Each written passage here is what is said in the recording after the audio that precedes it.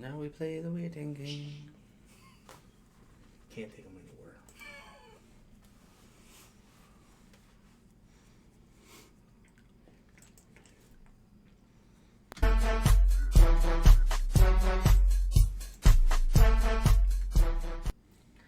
Hey everybody, welcome back to the channel. We're going to review Spider-Man Far From Home. The movie sucked. Goodbye. No, I'm just fucking with you guys. Alright guys, so this is going to be our live review. The way we're going to do this is we're going to do spoiler-free for the first half.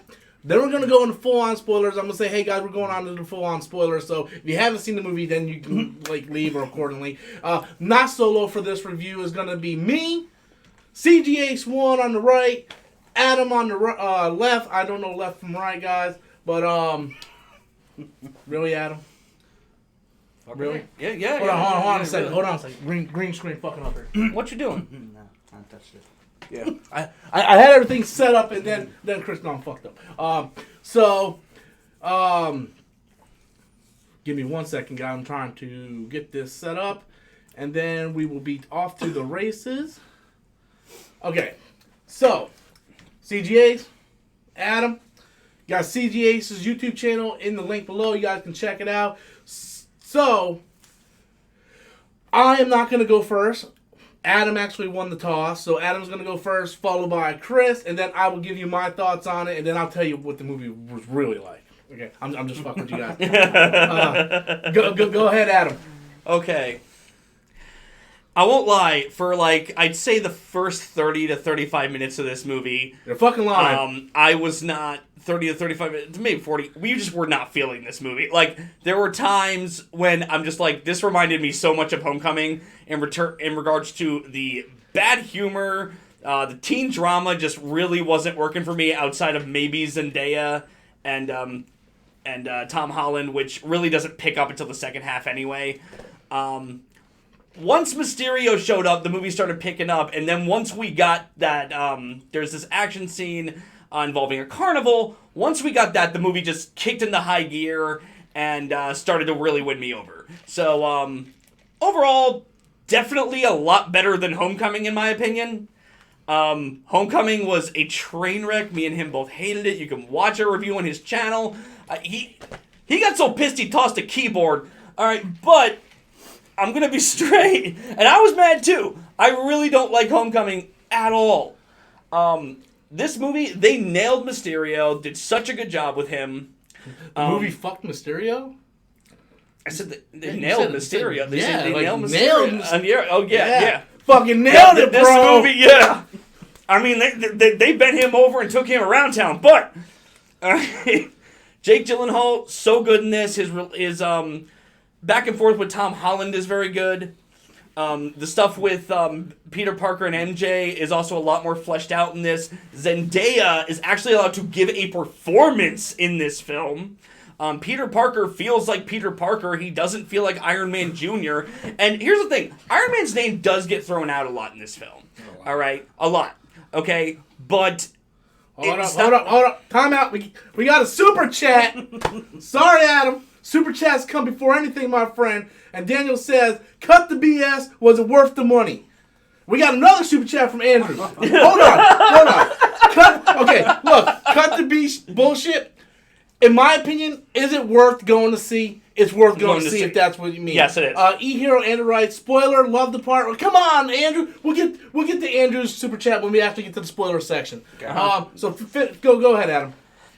Oh God, where the hell was I? Okay, the action is so much better than it was in Homecoming, because my problem with the action in Homecoming, especially in regards to the final scene on the plane, was it was so choppily edited, and almost everything was too dark. I could not make out a goddamn thing happening, and it just did not work for me. Here, just the final 40 minutes of this movie straight up rocks.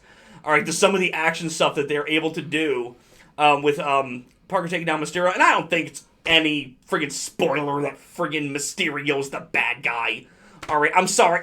I'm glad you his said that. freaking name is Mysterio, guys. If the trailers fooled you, These you're a motherfuckers just moron. spoiled this shit for you. I hope you're happy. You know what? Spoiled the fucking shit. If you don't know Spider-Man,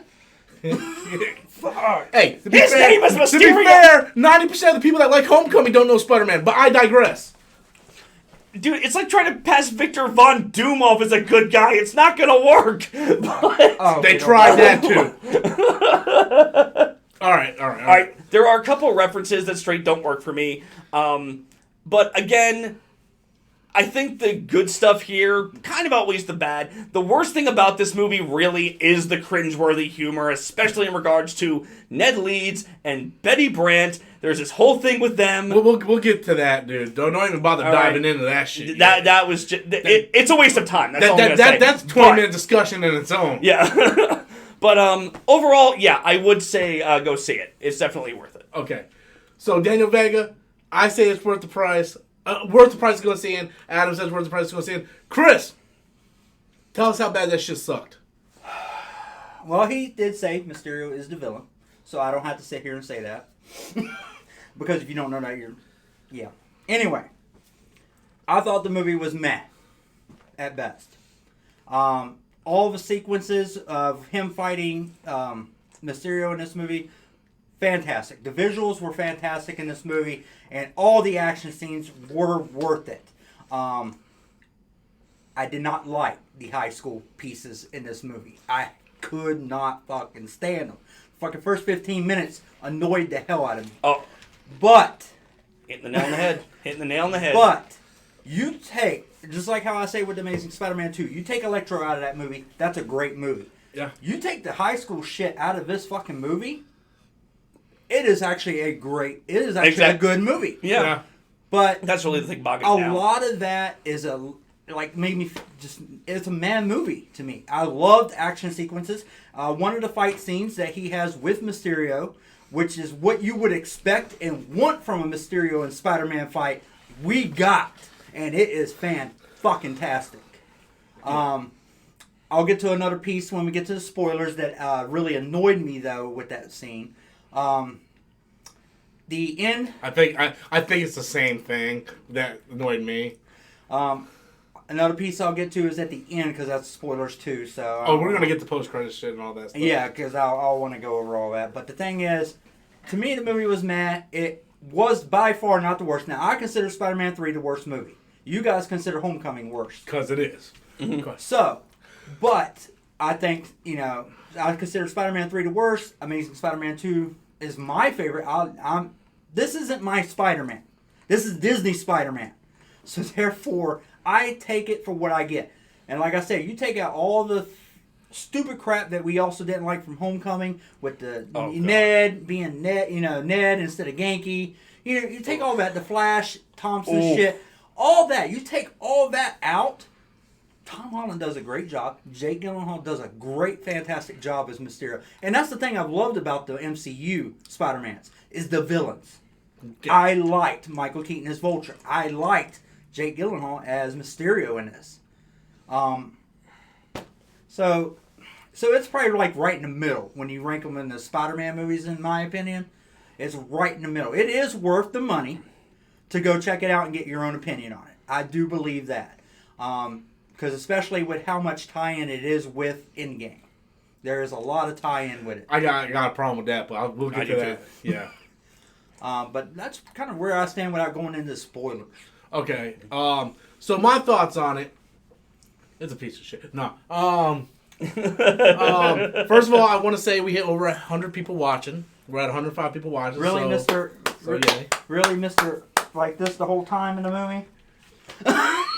Dude, I'm not gonna lie. There were points where I had to stop him from walking out. How many times did you walk out? First 30 minutes, I was gonna leave. Okay, so here's my thoughts on the movie, and I don't want this to be like, well, my thoughts, your thoughts, your thoughts. I want to make this a discussion before we get to spoilers. The first 35 to 40 minutes was horrendously bad. Mm-hmm. I said this, he doesn't agree with it. Adam doesn't agree with it. I think the first 30 minutes was worse than Homecoming's first 30 minutes. Oh, I don't agree. Because at least with the Homecoming first 30 minutes, we had Michael Keaton setting up why he's becoming a Vulture and all this stuff. Whereas, Betty Brant and Genki are automatically a couple because he grabbed her hand. Fucking blow my balls, bitch. Like fuck that shit. They put Betty Grant so much yes. in this one compared Yes. to the 2 minutes that she was in Homecoming. And she really had no purpose in this. Like, what the... Like, why was she even here? E-Hero Andrew, he's dying to fucking talk about spoilers. Andrew, we will get to it in a second, my friend. But the first half of this movie is awful. And honestly, if the second half was just as bad as the first half, it probably would have ended up being worse than Homecoming for me. But once we got to the first fight scene, and I might be in the minority here, but I actually prefer the first fight scene with Mysterio rather than the finale fight scene. I have my reasons for it. I'll explain later. Are you talking about the him versus Mysterio or the him versus Mysterio fight scene or the Mysterio first fight thing that he did? Are you talking about the first fight with him and Spider-Man? When he first encounters like the dream sequences. When he's fighting he's fighting Mysterio for the first time. Okay. Yeah. And then I agree. Compared to the end. So we got a couple super chats in here. I'm not gonna get to Andrews because Andrews still wants to talk about spoilers. But he just said, hey, I like Spider-Man struggle with Mysterio. Thank you, E-Hero Andrew. Julio Rodriguez writes, do the different suits serve any purpose besides selling toys? No. They sell fucking toys. He could have wore a same damn suit rather than that goddamn black suit. But it's like, hey, we gotta put him in a fucking black suit because he's Spider-Man. Fuck off. It's Batman and Robin all over. Yeah. No, they do explain why they gave him the black suit in the movie. Yes, Adam, they do. is it fucking logical? He could have wore the same fucking goddamn suit. If he still wore the same suit, they would have known Spider-Man was in... He's shooting Europe, fucking though. webs. And that's the thing. Like, it really wasn't fooling anybody. They mentioned and that, that's though. why. And that's why the whole thing with Nick Fury, like where we said Nick Fury kind of acts kind of stupid in this one. Well, we'll explain that later. Yeah, we will. Yeah, but my boy Chris Cannon comes in with a super chat. Andrew Garfield for life, fellow Chris. What's up? Yeah. And Andrew Garfield's my Spider-Man. I don't give a fuck. Mm-hmm. Anybody can suck my dick. I don't care. We're at 116 Loaded, people live. testify. So, we're going to get to a discussion. But like I said, if the second half was just as bad as the first half, it would have been the worst. But I think once it gets to that first fight where, they really start tapping into Mysterio, doing the special what effects he's and stuff. supposed to yeah, what he is, that character. It felt like what I read in the comics, what I played in the games, what I've seen in the cartoon. I'm like, this Mysterio. This is the most Spider-Man I've felt since Disney took over the character. Yeah, exactly. I'm like, where was this in the first movie? Where was this in the beginning of this movie? So, the one thing I did like, this ain't spoiler, I don't think this is a spoiler. I don't know how you guys feel, but I liked that it didn't, my biggest criticism for Homecoming was it felt like Iron Man Jr. Like, his suit talked to him. Yeah. Like, Karen's like, oh, maybe you should kiss her. Oh, maybe you should do this. You like the baby protocol or whatever the fuck it's called. This suit didn't talk in this. It's like, his suit was his suit. And Peter Parker relied on his knowledge to get himself out. Yeah. And what I liked about this was the fact that, the first one, I want to be like you. And he's like, I want you to be better. Mm-hmm. He wanted to be Iron Man. This one, no. He did not want to be Iron Man. He did not want to be that next Iron Man. And the fact that he wanted to be himself. Yeah. Mm-hmm. I mean, they took that completely out, even though they still had elements of Tony so much in this movie. Yeah. And he still kind of relied a lot on that tech. The Tony tech, still. But not as much as Homecoming. Nowhere near as much as as Homecoming, every 5 minutes that shit was bailing his ass out. Whether it be the fucking spider sense thing, the voice changer. It's like Peter didn't have to think. And the suit he uses to take down... The suit he uses eventually in the film, he designs himself. The black suit. He creates himself. The red and black the red and black suit. Yeah, he makes that himself. A little fun fact. It's his own intelligence. A little fun fact. That was actually supposed to be Spider-Man's original color in Amazing Fantasy number 15. However, they couldn't get the colors consistent due to the black and blue highlights. That's why it ended up being blue. Bet you didn't know that, Joel. But don't get me started on the fucking spider sense. Oh, yes, let's talk about that. Yeah. Okay, now I seen my boy Comic Book Cast do a video saying people need to calm down because they're just making a joke. I'm cool. Aunt May makes a joke, it's fine. But when Peter starts calling it... Peter tickles or spider tickles or tickle my nuts. Peter Tingle. Yeah. The Peter Tingle. Yeah, I'm like, oh God. I'm like, okay. At least just give it another name. If Aunt May and Happy say it, That's cool. They're old. They're supposed to. They don't know any better. But when Peter starts, like fuck that shit, man. So that bothered me. The Ned Leeds Genki thing bothered me. Always does, yes. Zendaya did not bother me. I actually thought she was one of the most interesting things in the movie. Agreed. Still wanted with red hair, but... Yes, that's my thing, because why not just dye her hair red? No, my problem with Zendaya was never the fact that she was a different ethnic playing MJ. Nope. It was the fact that they changed her name and did not make, like, they want to use MJ without calling her Mary Jane or have the red hair. It's like, they just cast Ariel as a black girl. I don't give a shit if she's black, Chinese, Namekian, I don't care. They totally went away from the whole Michelle thing in this one. Yes. They straight called her MJ throughout the entire... part of this movie. There was one part in the movie where I almost got pissed, and he was there when she found out he was Spider-Man, and this is in the trailer, so this is no spoiler. And then Peter goes to do the thing, and I'm like, she better not say go get him. Hey, oh God, she better not say it. I seen when you were. Our hearts almost stopped at that point. I seen when you were thinking that, and you know what? I bet they're going to eventually use it, because guess what their school mascot is? Tigers. That's why I thought it might have said it then. You know what I just realized? I just realized this now, and it's funny, I realized it now because you said to go Tigers. But in the first movie, they really had this storyline with the Avengers building being sold, and they don't even mention who bought the fucking Avengers building in this. Mm-hmm. There was a lot of scenes in the trailer that are not in this movie. Yes, mm-hmm. A lot. Yes. The whole, like, put it this way, the whole sequence with the cops in the trailer. Where I'm going on vacation. Yeah, I'm too busy doing your jobs. That's not in this movie at all. No. Yeah. Done. So, we're 17 minutes in. Do you want to jump into spoilers? Yeah. You want to jump into spoilers? Okay. Yeah. We'll do final, real quick thoughts, non-spoiler. Okay. Like, real quick, and then we'll jump into spoilers. That way, E-Hero Andrew will be happy. Okay. And I'm pretty sure, like, this movie came out Monday night at midnight, so I'm pretty sure, like, everybody in here pretty much seen the movie. The big fans, yes. Yeah. The ones who So, my final thoughts before we get into spoilers is,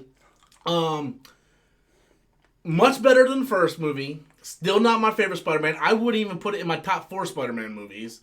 I still got the 2 Sam Raimis and the 2 Amazings ahead of it. If you put Edge of Spider-Verse or Into Spider-Verse, I would put that ahead of it too. Jake Gyllenhaal, I think, stole the show.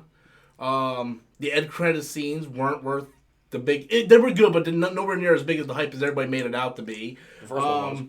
The first one was okay, but it wasn't like, oh my God, I'm going to jizz all over the fucking screen like people were making it out to be. And... yeah, go see it. If you're a big fan of Homecoming, you'll like this. If you're indifferent, you'll probably feel the same way. All right, so I'm going to leave it to you guys. You guys say what you want. Okay, my honest opinion about this movie, I don't think it's a bad movie. I think it's definitely worth seeing. I think it's actually a fine movie with with a few truly bad things in it. Okay, the biggest bad thing being the comedy. Because when comedy dies in this film, it really dies. We'll get to that. We'll get to that. Okay, but yeah, those are my final thoughts. It's good. It's worth checking out. You should go see it. Before I get to you, Chris, we got another super chat coming in from Julio Rodriguez, who said, "Is he still Spider-Boy by the end?" Yeah, he's still the same character from Homecoming and beginning of this movie by the end. He doesn't learn with great power comes responsibility. He kind of references it a little bit, but that's he does. But we'll get to that all in the spoiler section. So, all right, Chris, hit me. I thought basically the movie, like I said, it's not my Spider-Man, but I've learned to adjust to it because I rewatched Homecoming, and I accept the fact that this isn't my Spider-Man. This isn't my favorite Spider-Man. My favorite interpretation is Amazing. But as a movie, like I said, to me it was meh. You take out the high school shit that's in this movie, great movie. It is a good movie at that point, and especially all the effects. The one scene with Mysterio and him fighting is just fantastic. Great storyline. That's pretty much it without getting into too many spoilers. All right. All right. So we're gonna jump into the spoiler section now. So if you guys have any questions or spoilers or whatnot, we're gonna openly talk about this. We're gonna hit plot points and stuff. We're just gonna have a discussion. We're not gonna go in any orders or whatnot. We're just gonna kind of talk about it and go from there. So let's see. I'm gonna go back to E-Hero Andrew's first super chat because his was a spoiler. E-Hero Andrew's first super chat was, love the part where Mysterio starts messing with Peter's mind and really reminded Spider-Man 2 Mysterio mission. That's what you said. Yep. So that was eHero Andrew. We're at 136 people watching live. Wow. And to me, that's where the movie picked up. Unfortunately, the first half, man, dude, I was ready to go. Like you said, I feel like they toned down Genki. You guys can call him Ned Leeds all day. I'm going to call him Genki all as well. I'm going to call him Genki. Ned Leeds is Hobgoblin to me. Yes. Because I like the Hobgoblin. He's one of my favorite villains. And they just fucking resort back to the Homecoming review again. Dirty green there for a second. Okay, I think we're back live. All right, awesome. All right. Awesome. Hey, Great. hallelujah. Hallelujah. Praise the Lord. Adam had to suck. Testify. Adam had to suck my dick, guys. I'm sorry. He lost the bet. So we're back. So before we get into that again, let me acknowledge the super chat right here. I do apologize for that. The internet is awful in this fucking room. I'm just gonna buy like a 200-foot Ethernet cable. Please do. It's either that or get a booster, man. You want to give me the money, Adam? Because I got into a car accident and had to sell my entire comic book collection. Here you go, bitch. So, comic chat comes in. He wrote, I thought the final end credit scene was stupid. Is Fury having the Skrulls rebuild S.H.I.E.L.D.? Are they, not if you watch Agents of S.H.I.E.L.D., are they going to be the new S.H.I.E.L.D.? Was underwhelming. Then we got another super chat coming in from Adam Mari. Were you a fucking General Akbar, motherfucker? He writes, you're not Iron Man, Peter. Starts playing AC/DC. That was a cringe moment. Yeah, it was. When they started playing, the Iron Man theme, that was definitely a cringe moment for me. But it's Led Zeppelin. God. Yeah, so Led Zeppelin. So let's talk about the end credit scene since Comic Chat threw in the end credit scene. So the first one reveals that Mysterio recorded everything, and he reveals that he gives it to the Daily Bugle with J. Jonah Jameson, which is played by J.K. Simmons. Fucking fantastic. Yes, he's back, baby. And J.K. Simmons died for your sins. That was great. And then but I had a problem with it. Go ahead, shoot. I had a problem with that. Dude, if you have something you want to say, just jump in there. Just that's why I'm doing it right now. Damn it. No, I had the problem with the fact of how the movie ended. It had him swinging with Mary Jane, right? Mary Jane. You know what I'm her name is Michelle Jones. Anyway, and then it goes right into that bonus scene where they're still fucking doing it, and then it shows that, which I had no problem with that scene. Why couldn't you make that the fucking end of the movie? Just continue it since it was there and give us a different bonus scene. Well, yeah, the one that we were rumored that we were going to have, were showing Oscorp or something. You're just the mid-credit scene would have reaching, yes. No, you are, but I see where you're coming from. The mid-credit scene would have been better off as just the very end of the film, exactly. Not a mid-credit scene. Kind of like what they did with Homecoming, where it ends with him going, "What the fuck?" Yeah, just like the first one ended with Aunt May going, "What the fuck?" Exactly. Like, yeah, it would have been better. That's why I think that would have been a better end than. You make a very valid point because once the end credit scenes hit, the people next to us left. Yeah, and the mid credit scene is technically the end of the movie. If you don't see that, then you don't know how the movie actually ends. Where usually you can miss a post credit scene. It ain't the end of the world. This, if you miss the post credit scene, it is the end of the movie. Yeah, you missed the entire end. So I get your gripe with that. I understand that. My gripe is, I had a gripe with it too. My gripe was, what was the purpose of revealing Peter Parker's identity? Now, for the reference... No, dude, did you see, like, how he was twisting the footage? Yeah. Hear what he said? Yeah. He made Spider-Man look like a friggin' murderer and then revealed his name. Yeah. So that's my problem. But no, he said, when he was fighting Peter... Well, it's not ideal, but I do have contingencies. And as he was dying, he said, people will believe anything. That's what he did. You're missing what I'm saying. I'm not saying I don't understand that. I understand that completely. I'm saying it's stupid. I understand. No. How? Listen, him with the contingencies and all that, that's not the part I'm saying is stupid. I'm 100% fine him blaming Peter, framing Peter for everything. Or, Spider-Man. 100% framing Spider-Man, turning it into Daily Bugle, making Spider-Man a villain. Because, let's be honest, in the first 2 movies, that's what's been missing. The cops have always hated Spider-Man. Yet they love him in these first 2 movies. Yeah. So, turning him into the Daily Bugle and having J. Jonah Jameson like he's a menace, perfect. Why reveal that he's Peter Parker? That's irrelevant to the conversation. What could have made that better? Like I said, put that at the end. Give us a bonus scene.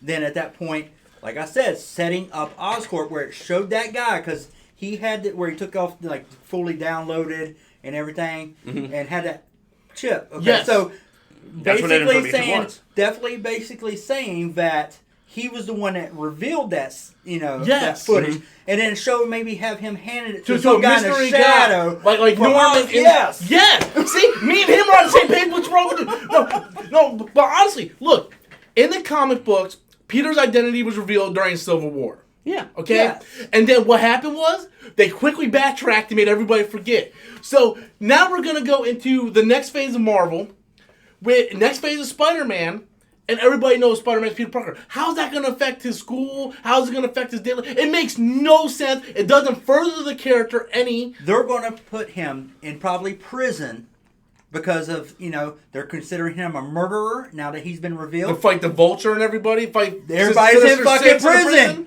Is this fucking Arrow? Is the Flash an Arrow? Is Greg Berlanti I'm fucking... telling you. But, no. Spider-Man, Home Block C. We managed to hit over. We managed to get back over 100 views. We lost all those during the live stream crash. But no, the Mysterio thing was fine. When he said he had a contingency, all that. To be honest, I knew that was coming because some dickhead on my YouTube put in a comment. I accidentally read it, so I knew that was happening. I understand it, and I think it's great because I want the cops to not like Spider-Man.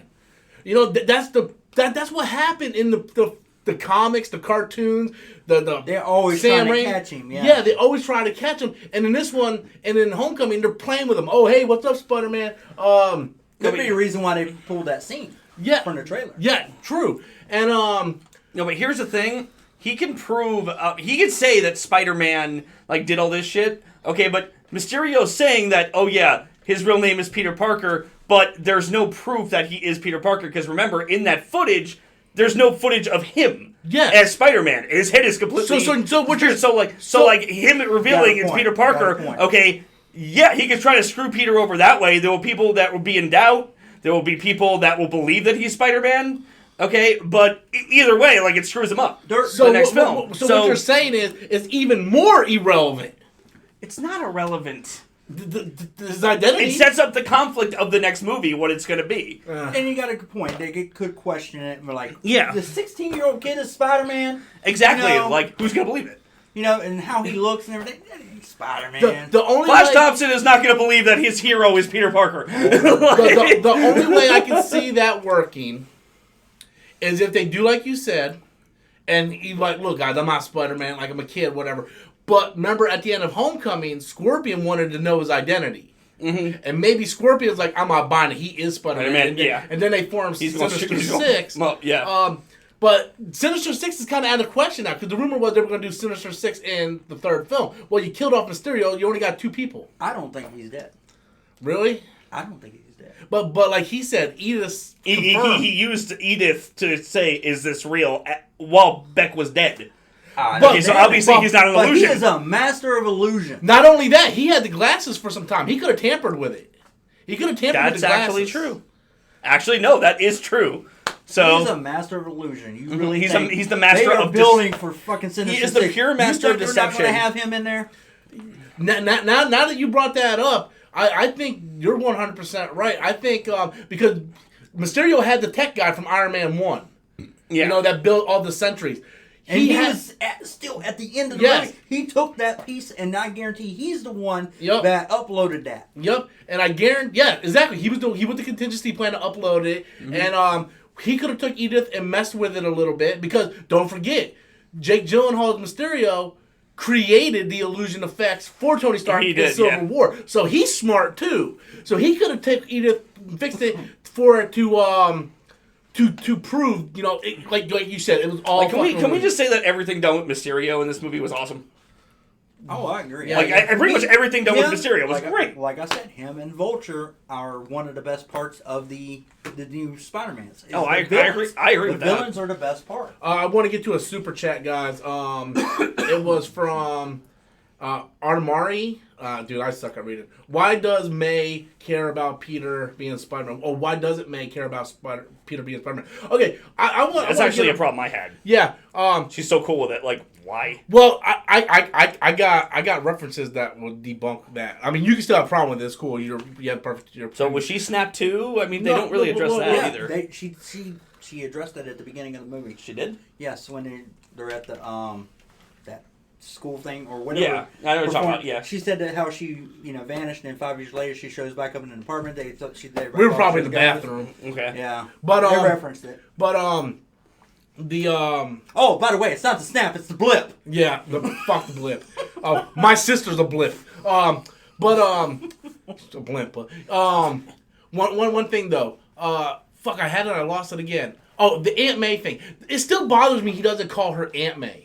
It bothers me. Like millennials today. It's a respect thing, and he clearly doesn't have it. Millennials are fucking assholes anyway. Sorry guys if you're millennials, but then he doesn't even have the goddamn common courtesy to call her Aunt May. It's May this, but to get to the point where she doesn't care if he's Spider-Man.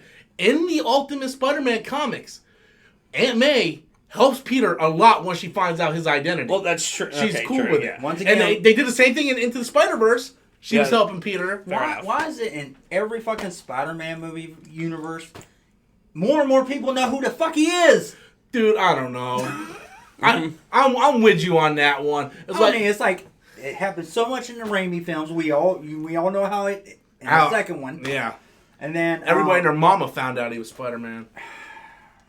I'm cool with MJ finding out, I'm cool with that because, she was going to find out eventually. But yeah, I didn't like how everybody found out. We got a couple more super chats. Yeah. Julio Rodriguez comes in.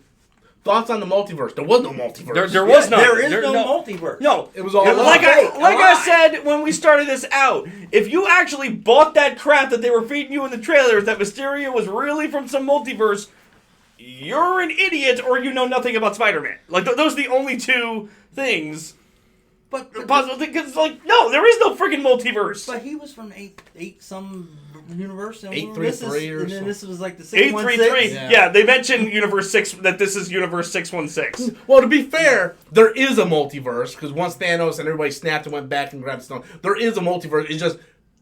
Not that version. Yeah. There's a splinter timeline. The splinter timeline. We got another super chat coming from Adamari. Adamari fucking loves sending questions. What's up? From Canada, too, Hey, apparently. no problem. I love maple syrup, too. How did Mysterio die? The real one didn't get shot.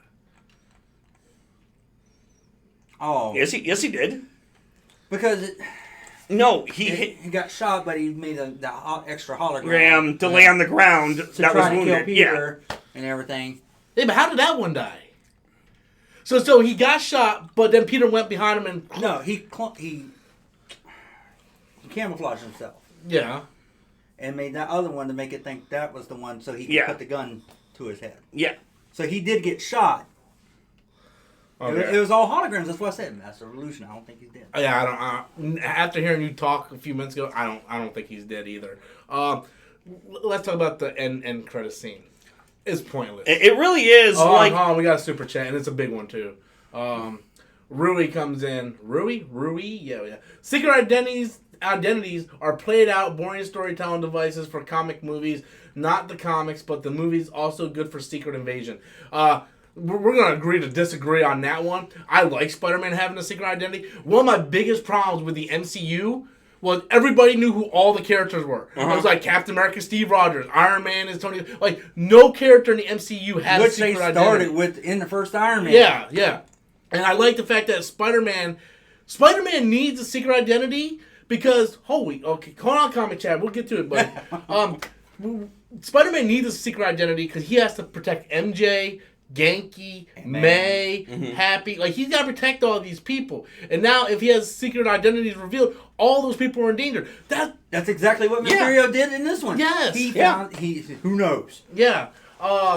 And then he says, also good for secret evasion. So let's talk about the end credit scene. Then we're going to get the comic chat. It sucked. I thought the end credit scene, it would have been cool if it wasn't the two good guys Skrulls from Captain Marvel. Well, I mean, you were saying it could possibly be the Chameleon Twins from You Ultimate. were going and the whole I time would have with been that. awesome with that. Yeah. Okay. If at the end, like and it was the Chameleon Twins, that would have been great. But it makes sense, how Nick Fury didn't know what was really going on and everything, because Nick Fury was dumb as a motherfucker in this movie. But he was funny as a motherfucker. Yeah. Holy shit!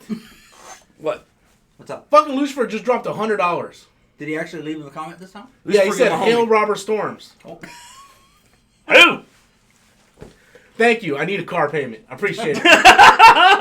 Thank you. His rent went up $300. No, my rent didn't go up. that was during homecoming. Yeah, that was now he's got a car to Yeah. pay. Hey, call back. yeah. Homecoming, my rent went up $300. This movie, my car payment's $300. $300. But thank you, Lucifer. And Comic Chat, I didn't forget about you. We're still on the end credits. Yeah. So, I'm cool with the scroll change, but it was Middleton's character from Captain Marvel and his You wife. wanted the more... I wanted evil Skrulls. Yeah. I wanted Captain Marvel to be with the good Skrulls, but Yeah. then there'd be like a patch of evil Skrulls that are fucking with Earth, leading into Secret Invasion. Which makes kind of sense why he's like, when he mentions Captain Marvel, don't say that name. Yeah. Don't invoke her name. So the fact that they change it to the two good Skrulls doesn't mean Secret Invasion because they're good. They're not bad. They got Nick Fury on speed dial. And he's in space. That I was disappointed with that. What the hell is he doing in space? Yes, that's my point. I think that sets up Captain Marvel 2 or something. Yeah, but like they showed him space. I don't care. I like. I'm sorry. I don't care. I like Captain Marvel, but like they should have had Nick Fury come out, stare at something, and then them zoom in and let us see what the fuck he's staring at. Yeah. That whole end credit scene was pointless, other than the fact that he had two Skrulls, Talus or whatever the fuck his name is. Talon, whatever, dude. I'd have been more happier with a multiverse. Yeah, but or something. I mean they add that it people are making a big deal about it. Like it's all I heard all fucking week. Oh, this completely changed the ends. Doesn't change anything. Mm-hmm. They're good. It ain't like they're evil and they're like, this is all part of our plan. It wasn't like that. They should have just made them the Chameleon Twins. Right? Because in the comic, in Ultimate Spider-Man, the Chameleon is twins, a boy and a girl. It would have explained Nick Fury and... I understand them going with the Skrulls because of the fact that they're, it's all one connected universe. Yeah. If you had Chameleon Twins, who the fuck are these guys? Okay. Yeah, it makes sense. But, fine. If they wanted to use the Skrulls, then they should have at least done this. Find out that in Captain Marvel, they were really the bad guys the whole time, pretending to be good. And then they zoom in Nick Fury, and Nick Fury is being held captured in space. Yeah, he's in...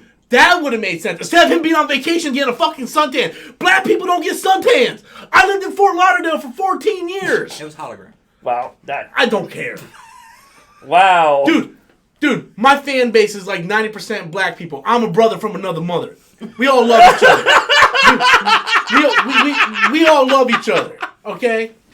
So, they know exactly where I'm coming from. They'll be like, Rob, keep it real, man. You know black people don't be doing that. I'll be like, I know. Right?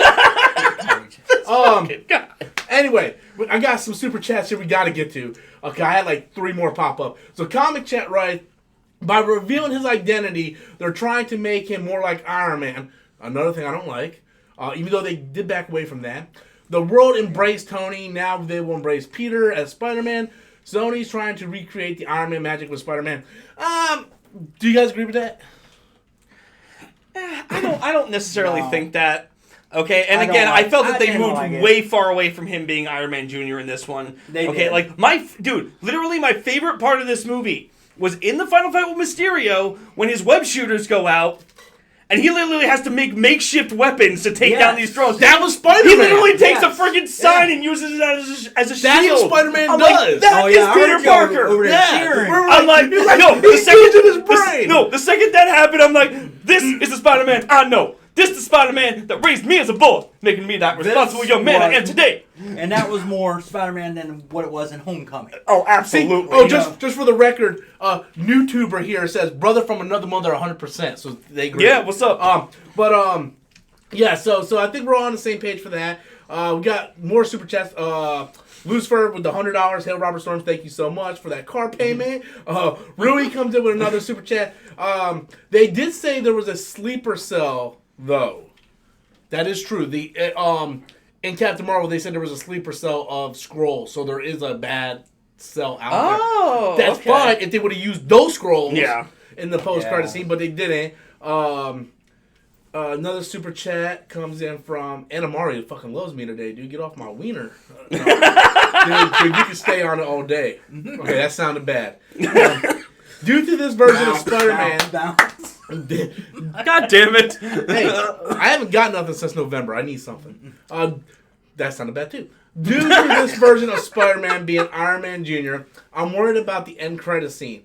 What if they just have Spider-Man admit he's Spider-Man in the next movie? That would be stupid.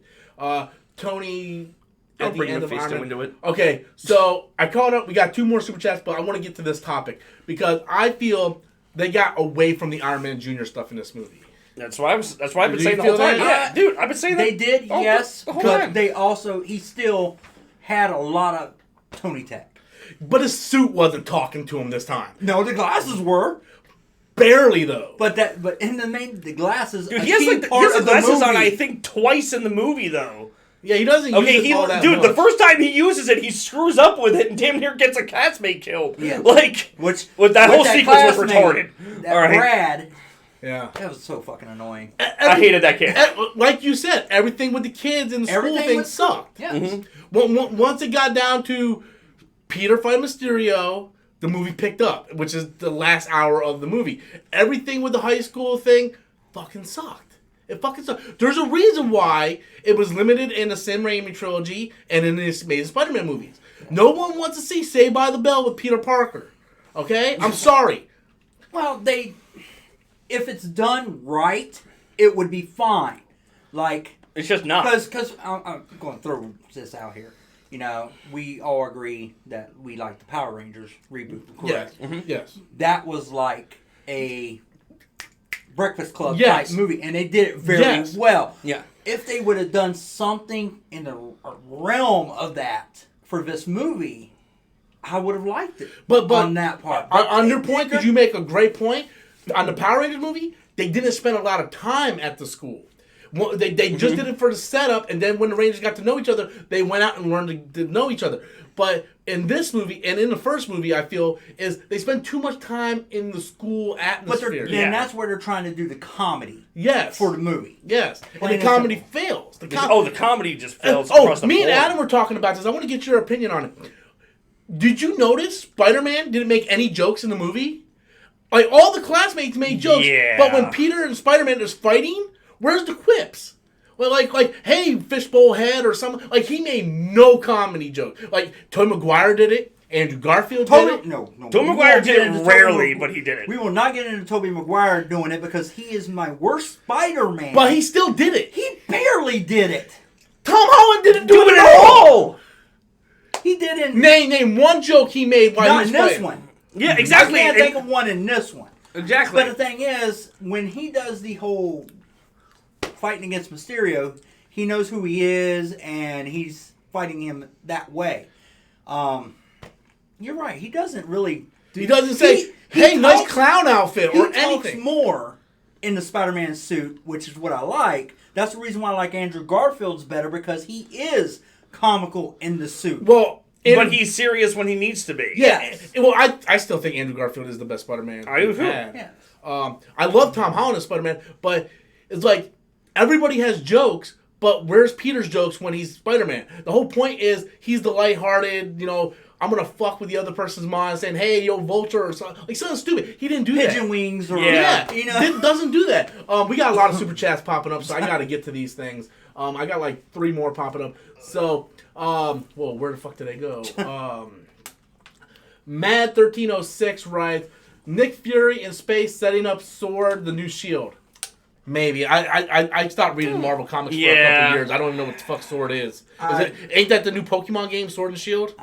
Yes, it is, but that's neither here nor there. I don't know. I don't know what's going on new in the comics or anything like that. Either. I looked at more of they're setting up like Secret Invasion or I'm thinking Secret Wars. I think like the more cosmic atmosphere, like maybe.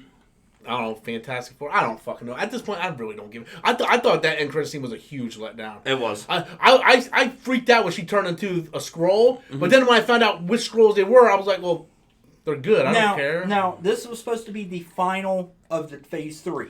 Yes, this was the final film in Phase 3. So, as an ending, was this the ending you would expect, or was this the Endgame was more? Should have been Endgame. Yeah. It should have been Endgame, and that's how I'm looking. This should have just been the start of Phase 4. Yes. To me, that's what I'm looking at it as. All right, and going back to that. Okay, there's something me and you discussed in the car is the fact that they really don't do a lot with the blip. Yes, they don't really do a lot. Like they mention it, but they don't really go into like how it affected people. Okay, they mentioned for the first 5 minutes of the movie. Like, friggin' Betty Brant, she's all upset because we gotta retake the whole semester over again, even though we already took midterms. And I'm sitting there like.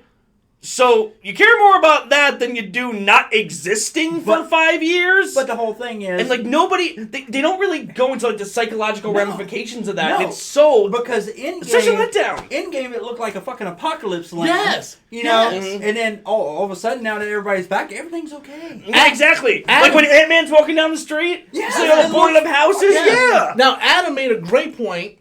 Why didn't they take that 5-year gap and put Betty Brant in the Daily Bugle? She could have been 5 years older. Her and Ned.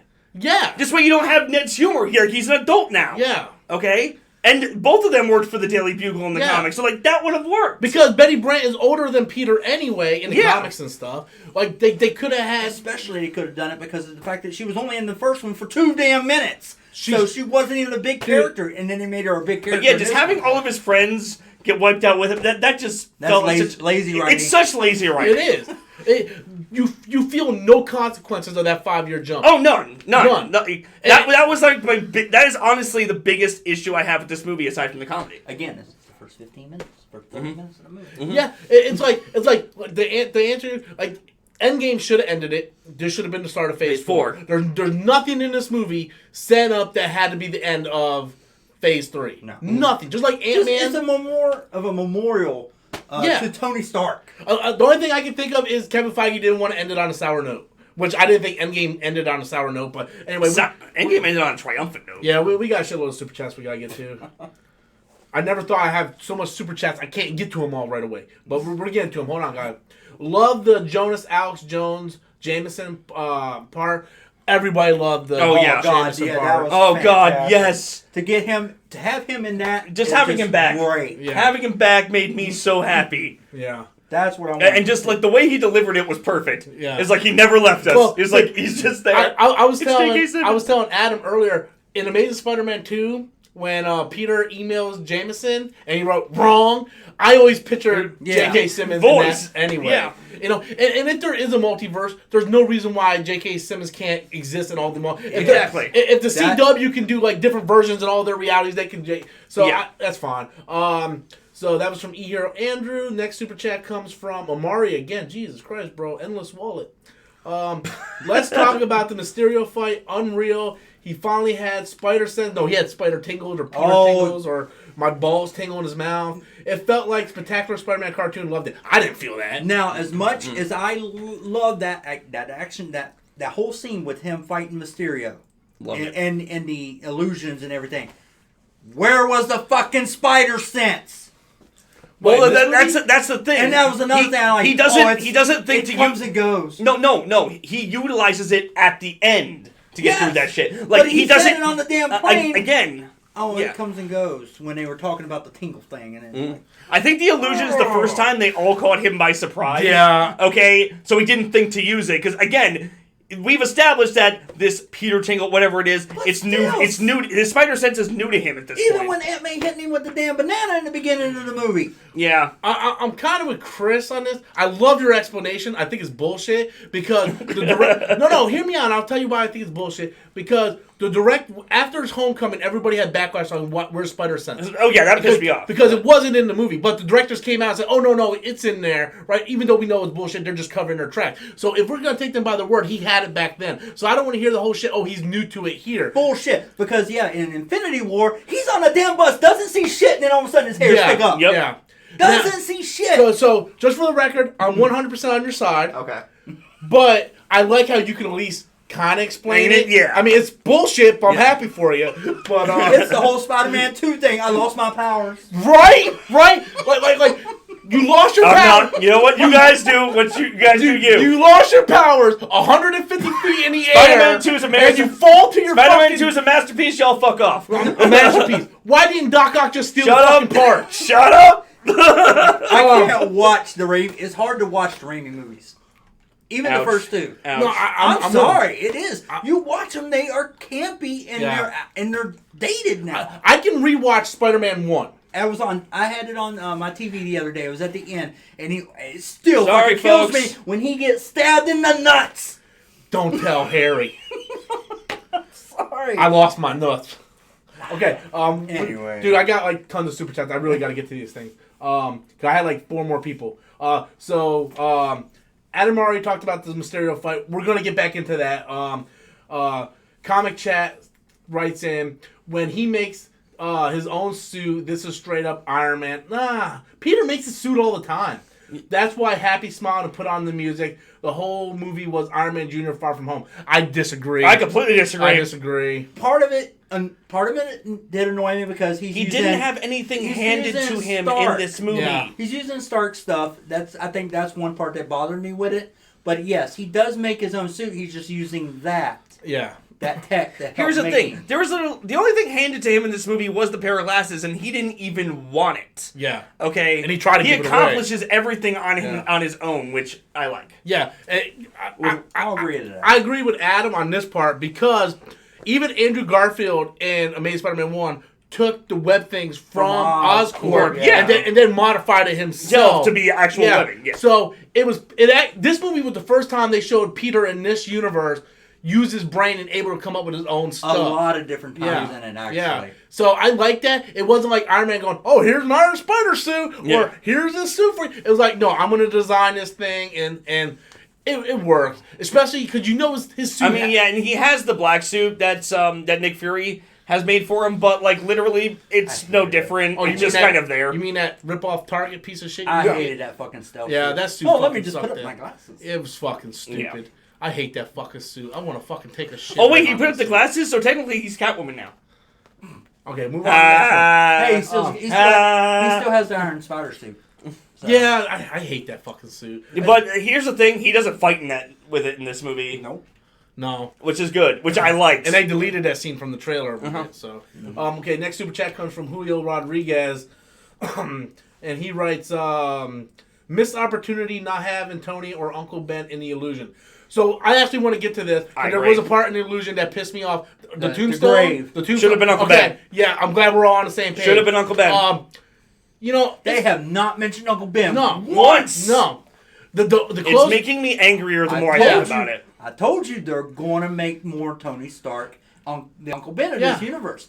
And because they have not mentioned it, and that was the reference. That was the opportunity. Well, they did kind of mention Uncle Ben.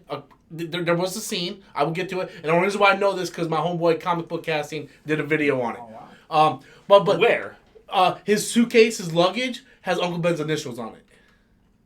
And that was. They mention it. I mean, just I agree with you 100%. Okay. The closest thing to mentioning Uncle Ben was in the first movie when he tells Genki, "Well, Aunt May has a lot of stuff that happened to her," and then in this movie he mentions responsibility one time. But there was no reason. Do you know what kind of applause that movie would have got if that tombstone said Uncle Ben? Mm-hmm. Everybody would applaud. Mm-hmm. Well. I would have been happy to really more if they. Here's the thing. Then okay. Yes, but at this point, just putting his name on the tombstone, okay, yeah, I would have applauded that, but at that point, it's like kind of applauding someone for tying their damn shoes. This shit should have been in the first movie. I would have liked it if it would have said Uncle Ben's name and everything. But the thing is, they haven't even mentioned it, Uncle Ben, before. So a common viewer who doesn't know Spider-Man, I'm so sad about Tony Stark. So you're basically saying like because a kid growing up now does not know who Ben Parker is. You took the words right out of my mouth. Basically, if a kid doesn't know who Spider-Man and the first exposure there ever is the MCU movies, they have no idea who Uncle Ben is. My son. My son hasn't read the books. He's only 8. If he watched that, Dad, who's Ben Parker? Yeah. So well, see, I thought it was really smart of the MCU in the first film not to go overboard with the death of Uncle Ben. Exactly. Because you don't want to repeat it. Mm-hmm. There's no reason why they shouldn't have referenced it by now. Just reference it once. Yeah. Like you don't need flashback scenes. Here's the thing. We don't need flashback scenes. Just have him mention him. Just have him have like a dialogue with Aunt May about him. Like, what would Uncle Ben have done? With what was Uncle Ben like? Have or a anything. touching moment. Yes, just anything. Because honestly, and this is the thing that has pissed me off in Homecoming, it kind of bothered me in this, but not as much. There is kind of a disconnect between Peter and Aunt May. I don't buy her as his aunt. She feels like the cool older sister or something. Is it because you want a boner? Because it's not even that. Not even that.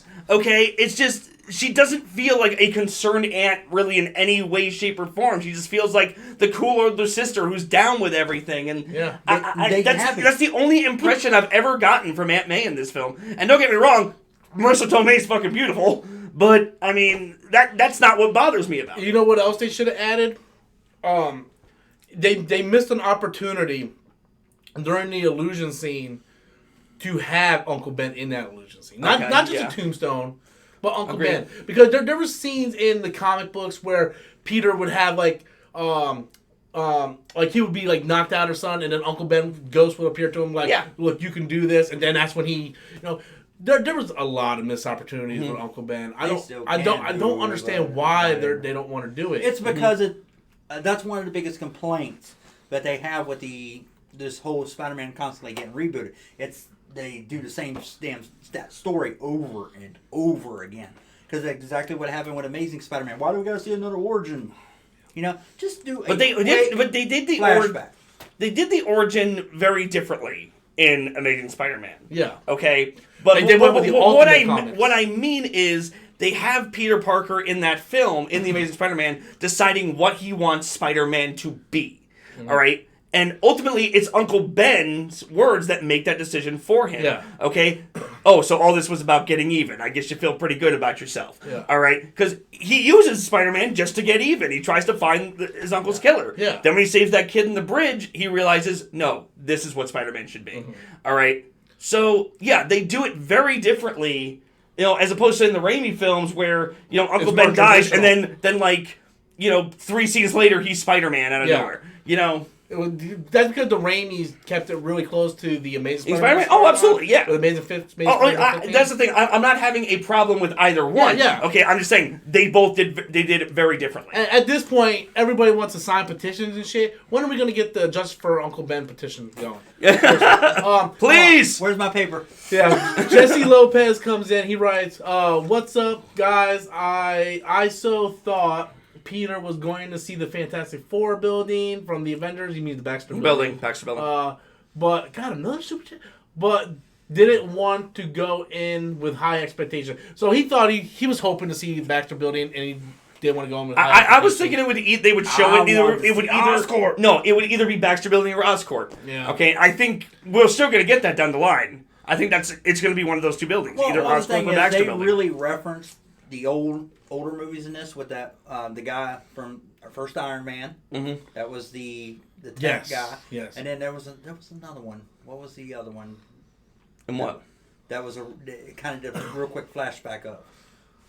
Oh, yeah, he didn't play a huge part. I don't remember. Yeah, it wasn't big, but the thing, I don't know. I just wanted Oscorp in it. Yeah, well, the thing is, like you said, they should have done the Mysterio reveal with his contingency plan, and then show Oscorp, and then the tech guy handing it to a shadowy Norman that, you know, they didn't have to cast Norman yet, but hand it to a shadow figure that is Norman, and then that lead into maybe Norman creating a Sinister Six. Hell, they could have handed it to Doc Ock. I still want Matthew McConaughey as Osborn. Dude, so do I, dude. So do I. I would be down with that, honestly. All right.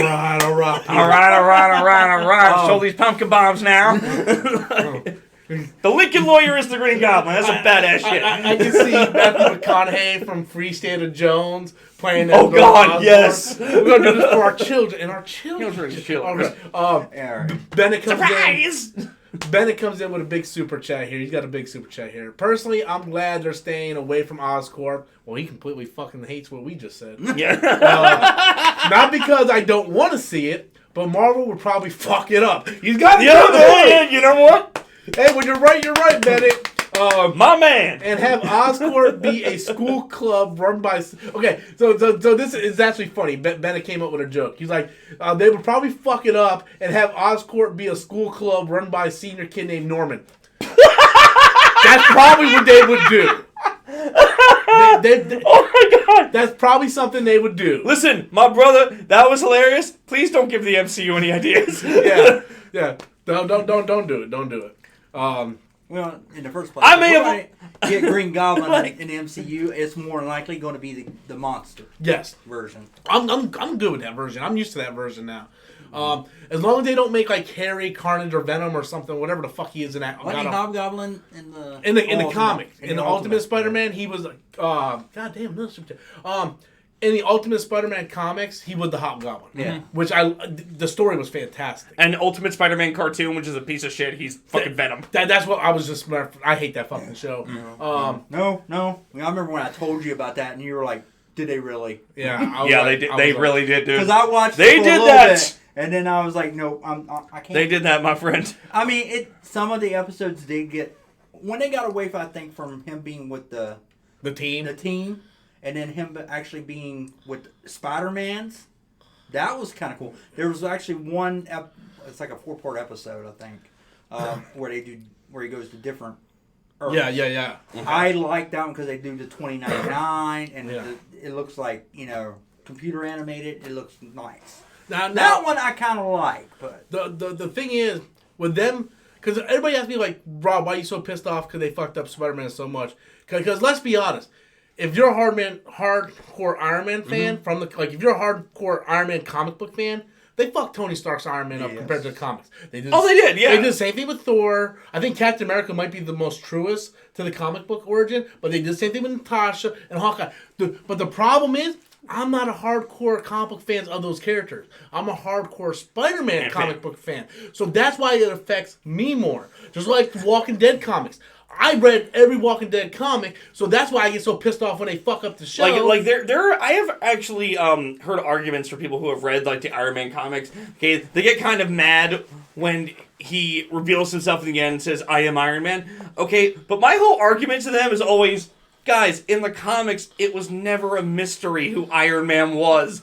He kept it secret, but everyone fucking knew it was Tony Stark. He revealed himself. No one was that dumb. So many times in the comics. Yeah. But look, the MCU has always taken liberties and changed shit around. Always. But the problem is, and the reason why I'm cool with it is because I'm not a massive fan of those characters. I'm a massive Spider-Man fan, so of course I'm not cool with the changes. And that's what people, because I get so many hate comments all the time. I can't believe you put Homecoming as the worst MCU movie.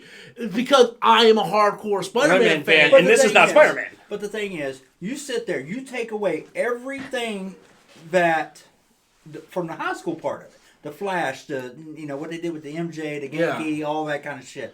You take away all that and make it right, then all of a sudden you have actually a good Spider-Man movie. Yes. At that point, you have to deal with some of the stupid comedy. Oh, absolutely. But that's what affects us as Spider-Man fans is these characters. That is not my fucking Flash Thompson. I want to see the bully. Again, as this guy has reiterated so many times, Flash Thompson ain't freaking threatening nobody when he weighs 72 fucking pounds. Okay, he's just a dick. Yeah, he's just an asshole. He's every other asshole. And I seen critic. Look, I'm a big fan of Christian Harloff. I know you. big fan of Christian Harlow. I know you don't know who he is. Yeah. But we're fans of like those people, and they're like, oh, I'm so happy they bring Spider-Man back to basics in high school. Look, I read the Steve Ditko Stan Lee comics. Peter was in hthey school, but the fucking comics wasn't focused on him in high school. High school, yeah. It was, this high school kid gets powers, and he has to learn how to balance his life. They didn't spend an hour of the fucking comic. Like, they didn't spend 75% of the comic book with Peter Parker in high school. And again, this is why I said, you take out that fucking high school shit in this movie, the movie is a great movie. Yeah. The high school shit in the comedy kill it. Great. The villain's great. You take out the high school shit. You look at Amazing Spider-Man #1 and Sam Raimi's Spider-Man #1. He's in high school for what? Total 15, 20 minutes? And it's not in one gulp. It's like 5 minutes here, 5 minutes here. This movie, the first fucking hour is all school trip shit. And it's like, come on. Spider-Man Homecoming, right? Like, the whole fucking thing was like... Homecoming had no purpose in the movie. They focused too much on the fucking school atmosphere instead of the Spider-Man character. And like you said, if you would just take out... You do a different thing, or do it different, like I said, with like how they did with the Power Ranger piece, that movie, how they did those, it would be different. It would be better. Yes. But they don't. They just do... Yeah, I know. Got a couple more super chats in here. Sorry, guys, we're getting to them all. We'll get to everybody. Julio Rodriguez came in with super chat. Spider-Man's driving force needs to be Uncle Ben. We 100% agree with that. Completely agree. Completely agree with that. We've been singing that praises.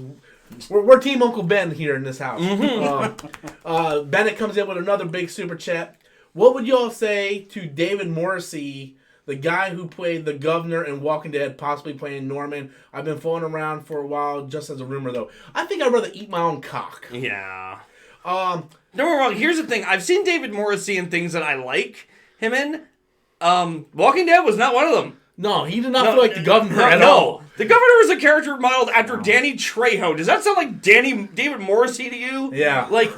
But no, as Norman Osborn, I don't see it. I don't see him as the Goblin. Matthew McConaughey. Matthew McConaughey would be awesome. Sorry, he is my fan pick. Yeah.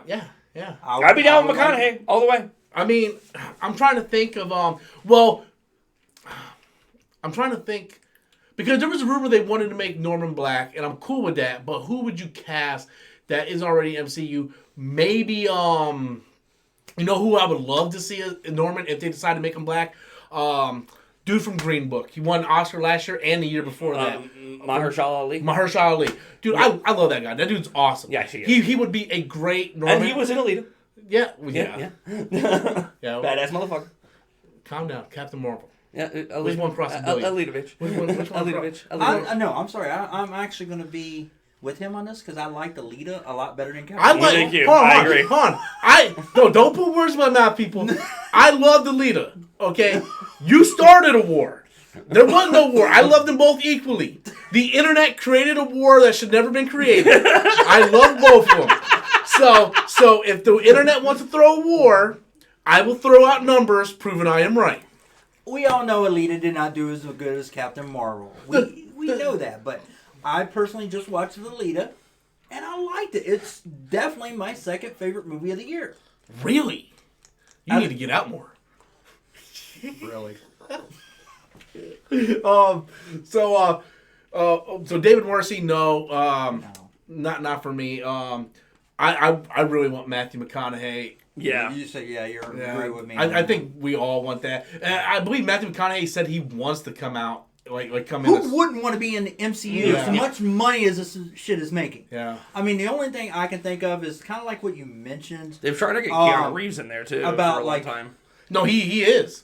Keanu Reeves is in the MCU. He's in final negotiations for Internals. Oh, nice. All right. Good. Kind of like what you mentioned in a previous video, I think you did earlier this week. The only thing that would keep him from it is the fact of the contract of how long he would have to play that character. Mm-hmm. That's why. Because because the MCU don't sign up for just one movie.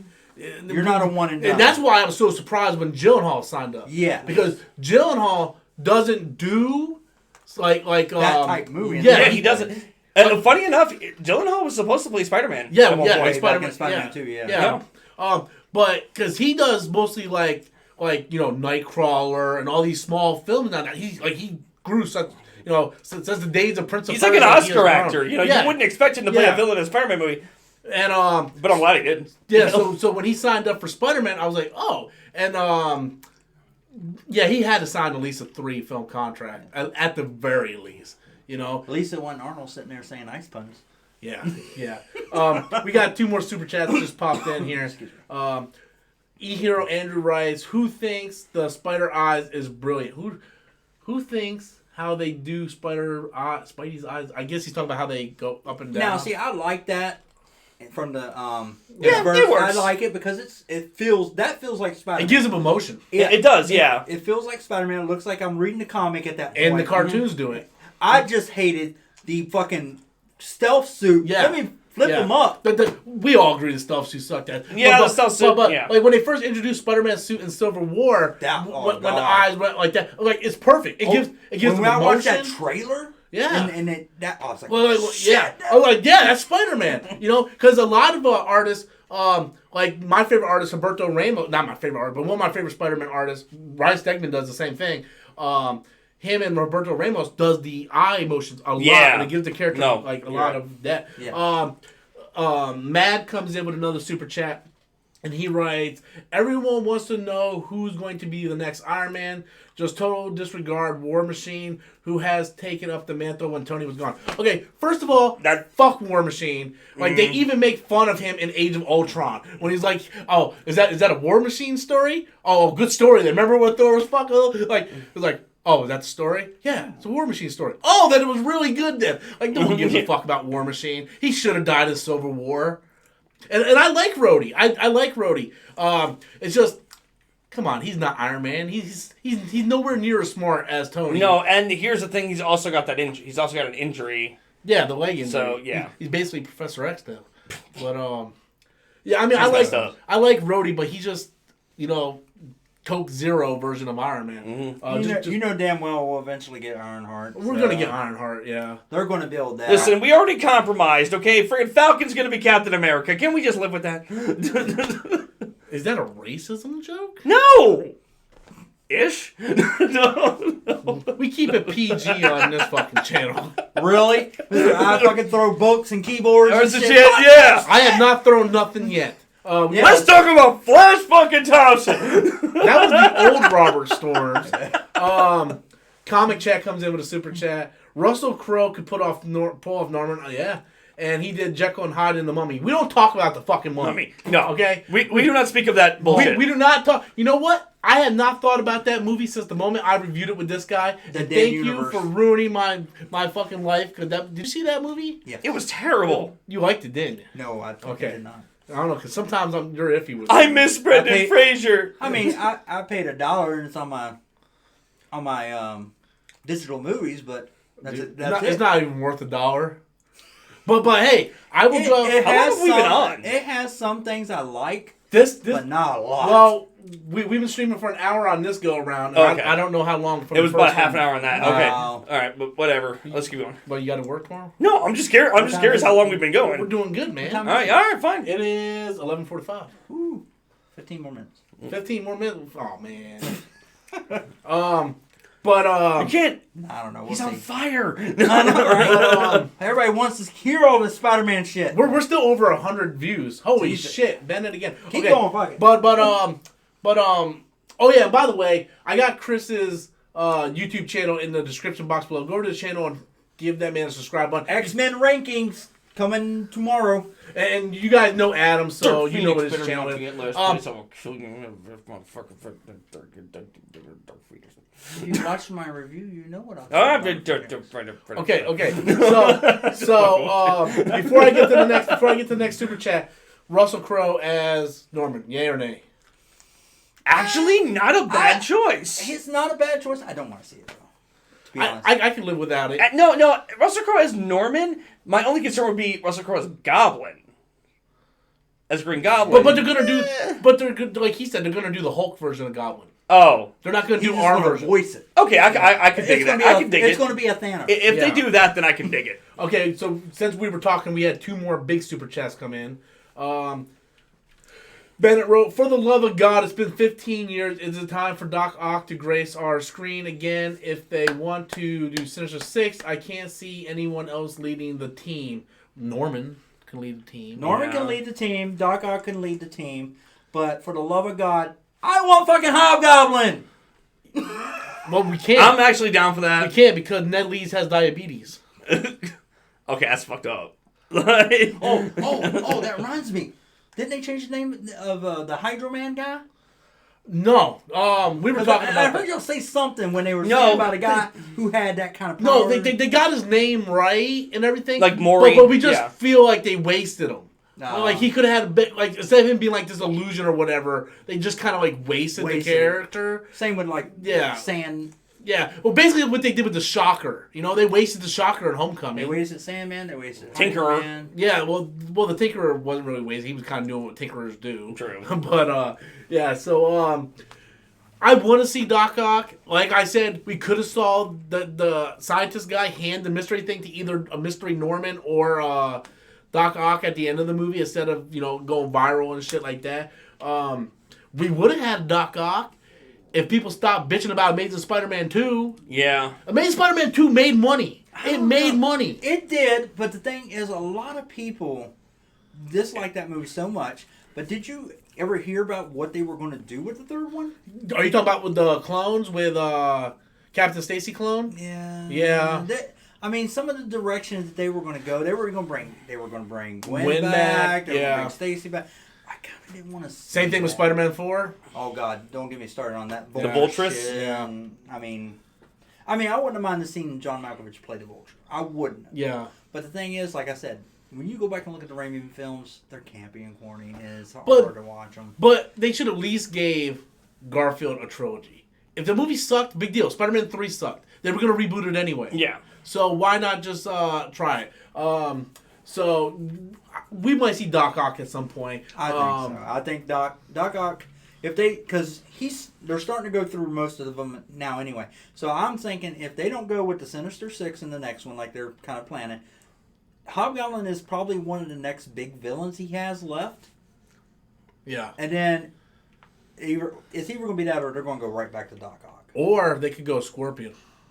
Scorpion is not a big villain. I know. But I want him. Well, look at all the twinkle toe cocksuckers. Look at all the twinkle toe cocksuckers that bitched about the Rhino being wasted in Amazing Spider-Man 2. Newsflash, that's what Rhino does. He's a B, C, D ranked villain. Like Shocker. Yes. He literally shows up and then he's defeated and that's it. The Rhino always shows up either at the beginning or the end of a Spider-Man comic and gets beat like that. Yeah. It's very rarely he has a whole comic book for himself, except for like in the early issues. Or can we get the Kingpin?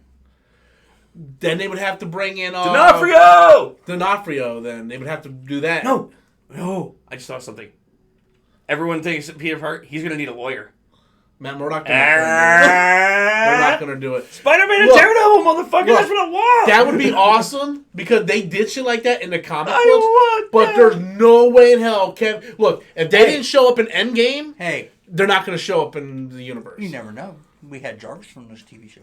The only character ever. I know, but I was reaching. I demand my Daredevil Spider-Man crossover, Marvel. I'm reaching for the Oscorp scene in this movie. No, but look. Not that I don't agree with you. Vincent D'Onofrio coming in Spider-Man 3 as the Kingpin would be epic. Having Matt Murdock, cover up Peter's identity would be awesome. But if Howard the Duck got a fight scene at the end of Endgame and none of the Defenders did, they don't care about the Netflix shows. They don't. It's like, why wasn't Skye in that scene? Yeah. Where was Skye? Where was Punisher? Yeah. Like where was all these people? But whatever. I think we had another super chat come in. They're just flying by at this point. 20 Jackson comes in with a super chat. I remember a few quips in the movie. For instance, when he said going up, but they were very limited. When did he say going up? I don't remember that. When he was talking to MJ, did he get a boner? Going up. I don't remember it. I don't remember any quips with him as Spider-Man. No, I don't either. He cracked a couple jokes as Peter Parker, with the rest of his friends. But don't call it a tangle. Yeah. Well, he kind of did a joke in the trailer when the cop's like, "Oh, are you the new Iron Man?" He's like, "No, I'm too busy doing your jobs." That's Spider-Man. None of that was in the movie,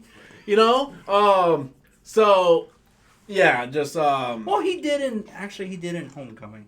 Yeah, in Homecoming he did. In Homecoming, he did when they foiled the robbers in the bank. Yeah, he's like, "You're not the Avengers." Thor gives it away. Yeah. But all that was absent in this movie. All that was absent in this movie. I'd have to watch it again. Well, like even Andrew Garfield was always talking shit to Electro. True. And who was in the first baseball? The Lizard. Oh, you yeah, know? the fight scene in the school on yeah, that one. Yeah. Which I still think the Oh, Avengers... somebody's been a bad lizard. See, well, remember when they were fighting and Stan Lee was in the foreground and they were in the background? Dude, like, people give those movies so much shit, dude. Like, those had the best Spider-Man fight scenes. Although, I would say the Mysterio fight scene ranks up there as one of my favorite Spider-Man fight scenes. Yeah. Oh, yeah. Oh, God, I love that because that felt like Spider-Man. Yes. But I've always said, with Amazing Spider-Man 2, if you take out the fucking corny dialogue of Electro, that movie is fantastic. If they would have just used Electro from the Spectacular Spider-Man cartoon... Oh, I agree with that, yeah. He still could have worked for Oscorp and everything, got the powers the same way, but they would have just got, the dialogue. Yeah. The dialogue. The dialogue is awful. I'm cool with Jamie Foxx as him, too. Yeah. Just get rid of the whole Jim Carrey knockoff, make him like the Spectacular Spider-Man. my friend? Yeah. God. I had a friend once. Because the whole thing with them, you take Electro out, right? Take Electro completely out of that movie and put, you're building Harry as the Goblin for the end of that movie. He's the villain for the movie. It's my birthday. Time for me to light my candles. Yeah. I watched it. That's what I felt. I was like, man, because the drama is great in that movie. Oh, God. The score is great. The acting is great. And you know what? That was another thing I liked about the Mark Webb movies. Was the fact that he didn't give a shit. He had balls. He killed Captain Stacy like it's supposed to be. He killed the main love interest. In the second. The main goddamn character. Like, God just hates the Stacy family in that series. But he killed him. But it sets Peter up as Peter. Peter's a guy who works... Peter's a guy that constantly gets hit with tragedy, and what Spider-Man is a guy who doesn't get what he wants, and he still sacrifices everything to do good. Good, yeah. We do not get that in these new movies. No. These new ones were technically in the originals. He's the man who can stay the most lighthearted in the face of absolute adversity. Yeah. That is who Spider-Man is. And, I don't get that from Homecoming. Even in the comic books, right toward the end of Dan Slott's run, he did a comic series. I think it was when he was fought Doc Ock to get back his body from Superior Spider-Man. When Uncle Ben and everybody showed up and Silver Sable, they had everybody who died, and they're like, and Peter's like, all of you guys died because I couldn't save you. But that's his burden. Mm-hmm. That's what makes him a strong character. It's completely absent. He's not a flawed character, and that's who Peter Parker is. He's a flawed character. Matt comes in with another super chat. Jesus, guys. I'm not complaining by any means, but I'm pretty sure 2 people are tired. One thing I don't like... Mad writes, one thing I don't like about Spider-Man villains is that they are made out of Tony Stark being a dick. So is the next villain going to be pissed at Tony? That is true. Where the Mark Webb Spider-Man movies, the villains came from Oscorp. This one, they're all coming from Tony Stark. Mm-hmm. The Vulture wasn't from Tony. He didn't work with Tony, but he used alien tech, and he was fired because of Tony, so he hated Tony. And then Jake Gyllenhaal was the one who created the illusion thing for Tony, and then Tony stole it. So, these movies really paint Tony Stark as a fucking asshole, man. Mm-hmm. No, that's actually something I noticed. While we've been talking, I've noticed, how many fucking villains can we have that just want to fuck over Tony Stark?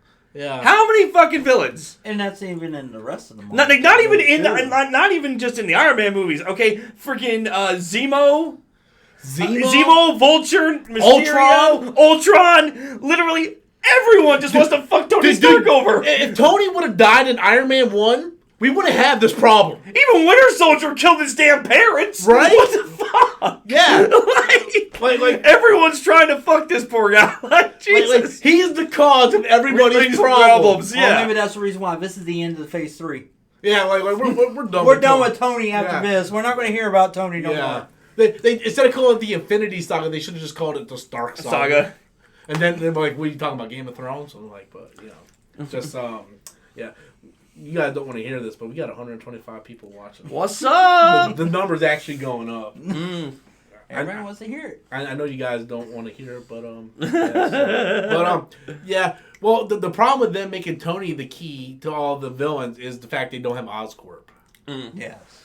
Because I love the way Mark Webb was doing the Oscorp. Because Spectacular Spider-Man did that, where all the villains were coming from Oscorp, and it made sense. That's why I wanted that scene to be at the end of this It movie. should have been, and I thought that's what we were this getting. way you set up Phase 4. Yeah, because everybody kept saying the end. Everybody was building up that end credit scene. That's all I heard all week, right? From people messaging me, like you see it on Facebook. Oh my god, the end credit scene. Oh my god, the end credit scene. Right? And I'm like, well, the J.K. Simmons thing is awesome, but that's awesome. That's not an oh my god moment, you know. Like, and then I was like, well, let's see this thing, and then they turned into Skrulls. I'm like, so where's the oh my god moment? They're two good guys. We got another super chat. You know what would have been fantastic before you get to that real quick? You know what would have been fantastic? This is just fan wanting something. That maybe a portal open and Andrew Garfield would have came through. I thought that was or going to even happen. Tobey Maguire. or Tobey Maguire. That's what I thought was going to happen. And say, because they made out the multiverse to not be real. Yes. But now they're saying it is. But now at the end, it's real. And then here at this end, you show Andrew Garfield showing up. Yeah. Yeah. Well, that could have been the last one. The last credit scene. I thought that was going to happen because 2 weeks ago, all the critics got to see the movie early. And all I hear all week was like, this is going to completely change the MCU moving forward. I'm like, and then Tom Holland comes out with reports saying he wants Andrew Garfield and Tobey Maguire in a movie. So I'm like, well... We're starting to see a lot of different things, yeah. So I'm like, well, maybe Mysterio is from Andrew Garfield's universe. He comes over, starts some shit, and then the end credit scene, Andrew Garfield and Tobey Maguire pops up like, look, we need your help for something, and they build in Spider-Verse, right? And then that's why I was so disappointed by the end credit scene, because it was just nothing. It was a little bit of nothing. Yeah, that's the problem with it. Well, the whole thing, the one with the Skrulls and Sam and Nick Fury, that to me was a wasted one. And yes. As of right now, that is a wasted. That's the one I'm talking about. I'm not talking about the J.K. Simmons one. Yeah, that one's fine. Yeah, I love the J.K. Simmons. Even though I still think the Skrulls one is crap. But anyway, it could have been a part of the movie. Yeah. But the thing is, like, you could have done something even more special with at the very end and do something like that. I mean, right now we don't know what the hell that Skrull scene means. Yeah, we don't know what it means until they announce what their next phase, of movies are. Yeah, because we know we're going to get Black Widow next. Black Panther was announced for production yesterday. So we got Black Panther going in production. They already cast an Eternal, so we all know these three are happening. Yeah. The only one, Shang-Chi isn't in production yet. It's in pre-production or starting casting. The script is getting done, and they're looking at casting. Yeah. Right. So we kind of have an idea, and we know Doctor Strange 2 is going to happen. And we know Captain Marvel 2 is going to happen. Yeah. Those are the ones we know for sure. Because now they're saying that Ant-Man 3 is probably not going to happen. Because even though it made money, look, I didn't like Ant-Man 2. I'm going to tell you right now. Ant-Man 2, I didn't like at all. Spider-Man 3 or Home Again. Yeah, it's going to be Home Again. Will go into the next Avengers movie. Yes. That'll be the one that I think it will go into. Yes. And the thing is, like all the movies you just named, I can't think of anything that will lead into that end credit scene other than Captain Marvel. Eternal. I'm hearing Eternal's going to be a prequel, though. Yeah. Well, that's what they are in the comics. And that's what Black Widow is supposed to be, too. I heard Black Widow is going to take place in between the 5-year gap of the Dust. Okay. Again, so it's not really going forward. Okay. I mean, so basically, okay, you got these movies. The only one that sounds like it's going to be... It's pretty much a midquel. Around the time after Spider-Man is Black Panther. Yeah. And then possibly Doctor Strange, but Doctor Strange ain't in production. So the movie, like Guardians ain't in production. They start filming that next summer. Suicide Squad's over with. Next summer. Yeah. Is when they start filming it for the following summer. Yeah. But like Black Panther just got in production. You know, I have a feeling Black Panther was in production for a while, but they haven't announced it. We'll find out more this month when Comic-Con comes out. Yeah, because he said he's going to release because there's 3 Marvel movies scheduled to come out next year that we don't know what they are. We know Black Widow is one of them. Mm-hmm. So, yeah, just, God damn, big super chat. 20 Jackson comes in with a super chat. Norman Osborn steps in the new Iron Man being Iron Patriot. I did hear this rumor. Mm-hmm. And he makes Sinister Six the new Dark Avengers. Yes, especially I heard about if Mysterio is still alive and people see him as a hero now. Thoughts? I would love that. I think it's going to happen. Heard about That would be cool. In fact, I think I did a video about that topic about Dark Avengers. And Comic Book Cast did a video on this a few days ago because they haven't used Iron Patriot since Iron Man 3. And in the comics, Norman is Iron Patriot. Yeah. Now, if they do this right, they can make him the new villain. Like they can make him the fucking mayor of New York. He's Iron Patriot. Everybody loves him. Then he creates the Sinister Six. He can do the Dark Avengers, and he can create the Thunderbolts. If they do it right, there's a lot of shit they can do. And the thing is, I had heard that they do want to do. They want to make Norman Osborn the next big villain of the MCU, like Thanos. In fact, they even said how you had Thanos as the main villain of Phase 1. Yeah. Well, this big first thing. Okay, they want 2 main villains for the second batch. What I think is I didn't come up with this theory. A subscriber did, and yes, I've been wanting Doom. Well, okay. So you just want someone to I do wanted it right. Doom to be like Loki was in the first. Yes. You look at Phase 3 or the first 3 phases. Loki was pretty much the low-key villain through the whole arc. Exactly. But Thanos was like Loki was the sub-boss, Thanos was the main boss. So who's going to be the sub-boss? I'm feeling what my hope was Galactus was the main boss for the next 3 phases. And then the sub-boss could be Doom or Norman or something like that. Well, that's what they were saying. They were saying it's more like Doom or Norman was going to be like the Earth villain. And then you're going to have a galactic Kang. Kang the Conqueror. No. Kang was supposed to. It wasn't Kang that they said. Kang was going to be a villain in an Avengers movie. Was what I kept. Some of the fan theories and stuff that I've seen. I forgot who the fuck they said. Who did? It was going to be a galactic type villain. Yeah. Because you got the Guardians, you got the Eternals. You know, you're bringing all these. It's more space, especially how this end credit scene shown. Yeah.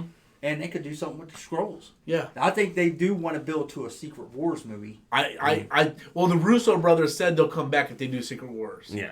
But in order to do Secret Wars, it depends what Secret Wars we're talking about. Are we talking about that Secret Wars? I would love that. Or are we talking about the one that Hickman just did a couple years ago? I don't think they would go. Yeah, because in order to do the Hickman one, you would have to establish the multiverse. And that's going to take a few phases to even get any payoff. Where you could do that Secret Wars in one Avengers movie if you want to. Exactly. Just to start piecing that together. I want them to introduce Norman and somehow introduce the Thunderbolts.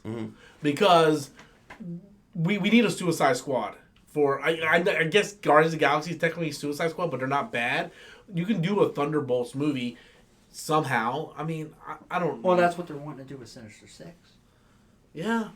If they do it. And you know Sony wants that Sinister Six movie. Dude, they want that as bad as the Ant-Man movie. They want that. And of course, we don't know what's going to happen with the whole Venom thing. Yeah. Oh, shit. I had a super chat way back there about Venom. I totally didn't even catch it. Jesse Lopez came in with a super chat. He said, still think Venom's going to be in the next film? I don't think Venom will be in the next Spider-Man film. I think Spider-Man will be in the next Venom film. Going to be in Venom. And like I did a video on this the other day about the whole Venom 2 thing. I still think, they're going to try to get Tom Holland into that Venom 2 movie, especially if they're going to put in Carnage to try to build for a Maximum Carnage type movie. That movie's going to be PG-13 because if you got Spider-Man in it, they're going to go for that money. Yeah. Because they can do it PG-13. Fans like us. Oh yeah, let's do. We're Carnage not going to PG-13. like it. We want R, but they're going to do it because they can still do it where they just don't show the kills. At that point, you're cutting the dick off. Yeah, pretty much. Yeah. I mean, but it's like you're chopping off my balls and showing off my ass, But you know man. what Sony does. Yeah. Well, the thing is, the reason why he's right, the reason why Chris is right, is because they want that China market money. No, I understand that they're doing it, but it's still fucking bullshit. It's just going to neuter the goddamn movie. It's all about this. They don't care about how that They'll movie go is. PG-13. They got Spider-Man in that damn movie. Yep. Venom We was make such that a hit. motherfucking money. Make that dollar, y'all. Yeah, because Venom made the majority of its money in China. If it was rated R, it would never got a China release. And Disney is trying so hard to hit that China money. Fuck, Bennett come in with another super chat. I was actually going to end it for you guys. Hold on a second. If those super chats keep coming in, we gotta stay. Yeah, these guys want to go home. So, So now watch them all pop up. Like 40 at once. Man. You guys ain't going nowhere. Y'all ain't going nowhere. You gotta stay until 4 or 5 o'clock in the morning. I'm on vacation. I can do that. I got tomorrow off. Oh, do you? So you're lucky. You got to work, right? No, you're on vacation too. What the fuck are you complaining about? I have a I have a 2-hour drive home, bitch. I'll buy you coffee. Bennett Latimer comes in with a super chat. Sony pushing for Venom in Spider-Man 3. Where have we heard this shit before? Referring back to the Raimi movies, which is true. Raimi didn't want Venom. Yep. That was the studio pushing that in. And look, I think the difference between the Spider-Man movies now and the Raimi, Kevin Feige's got them by their balls. Mm-hmm. It's like nothing's going to get done unless Kevin Feige approves it. Kevin Feige has to approve it before it goes through. And Avi Arad has a lot less control than he had back then. Because fuck Avi Arad. I hate that guy. So do I. He's the only reason that the villains in Spider-Man 3 weren't Vulture and Sandman. Yeah. Like, just Vulture and Sandman. You see you can see where Sony puts their foot in, just like how Warner Brothers does with DC. Oh, exactly. Venom in Spider-Man 3. Look at what Sony did with the Amazing Spider-Man. Oh, we want that Sinister Six movie. Yeah. Let's force all this shit into Amazing Spider-Man 2. To their credit, though, they didn't fucking force that down our throats until the end of Amazing Spider-Man 2. Yeah, the end credit scenes with all this shit, yeah. Okay. With the credits. But they marketed that movie terrible. Oh, anyway. We've been saying that for years. Oh, yeah. They market that movie as like this giant... Evil will unite. Like, are you kidding me? No. And the movie wasn't that. And then, even the creators were pissed. Yeah. That they marketed it like that. If the writers were not happy. Yeah, if you put Amazing Spider-Man 2 on and listen to the audio commentary, Mark Webb and the writers were like, this movie was marketed completely different because it was supposed to be about Harry and Peter and the sins of their fathers affecting their lives. Yes. Yes. You take out the whole... And the whole movie, the title was supposed to be called Amazing Spider-Man and the Sins of Our Fathers. And then the studio didn't want that, and they wanted to market it as this giant villain team-up. And then that's why people were like, well, Rhino was wasted. No, he wasn't. He was used exactly the way the Rhino should have been used. They didn't want to do Sins of the Father because it sounds like a dark title for a Spider-Man movie. But that's what the film was. Yeah. Okay. It was a dark movie. That was an arc in the comics. It was an arc in the 90s animated series. I remember that. And that could be the reason why we got now more of a light-hearted Spider-Man now. Yeah. But, what was the original question? Oh, Sony butting their heads in. Look, I think, the reason why I think Tom Holland will show up in Venom 2 is because Sony has pure control over Venom.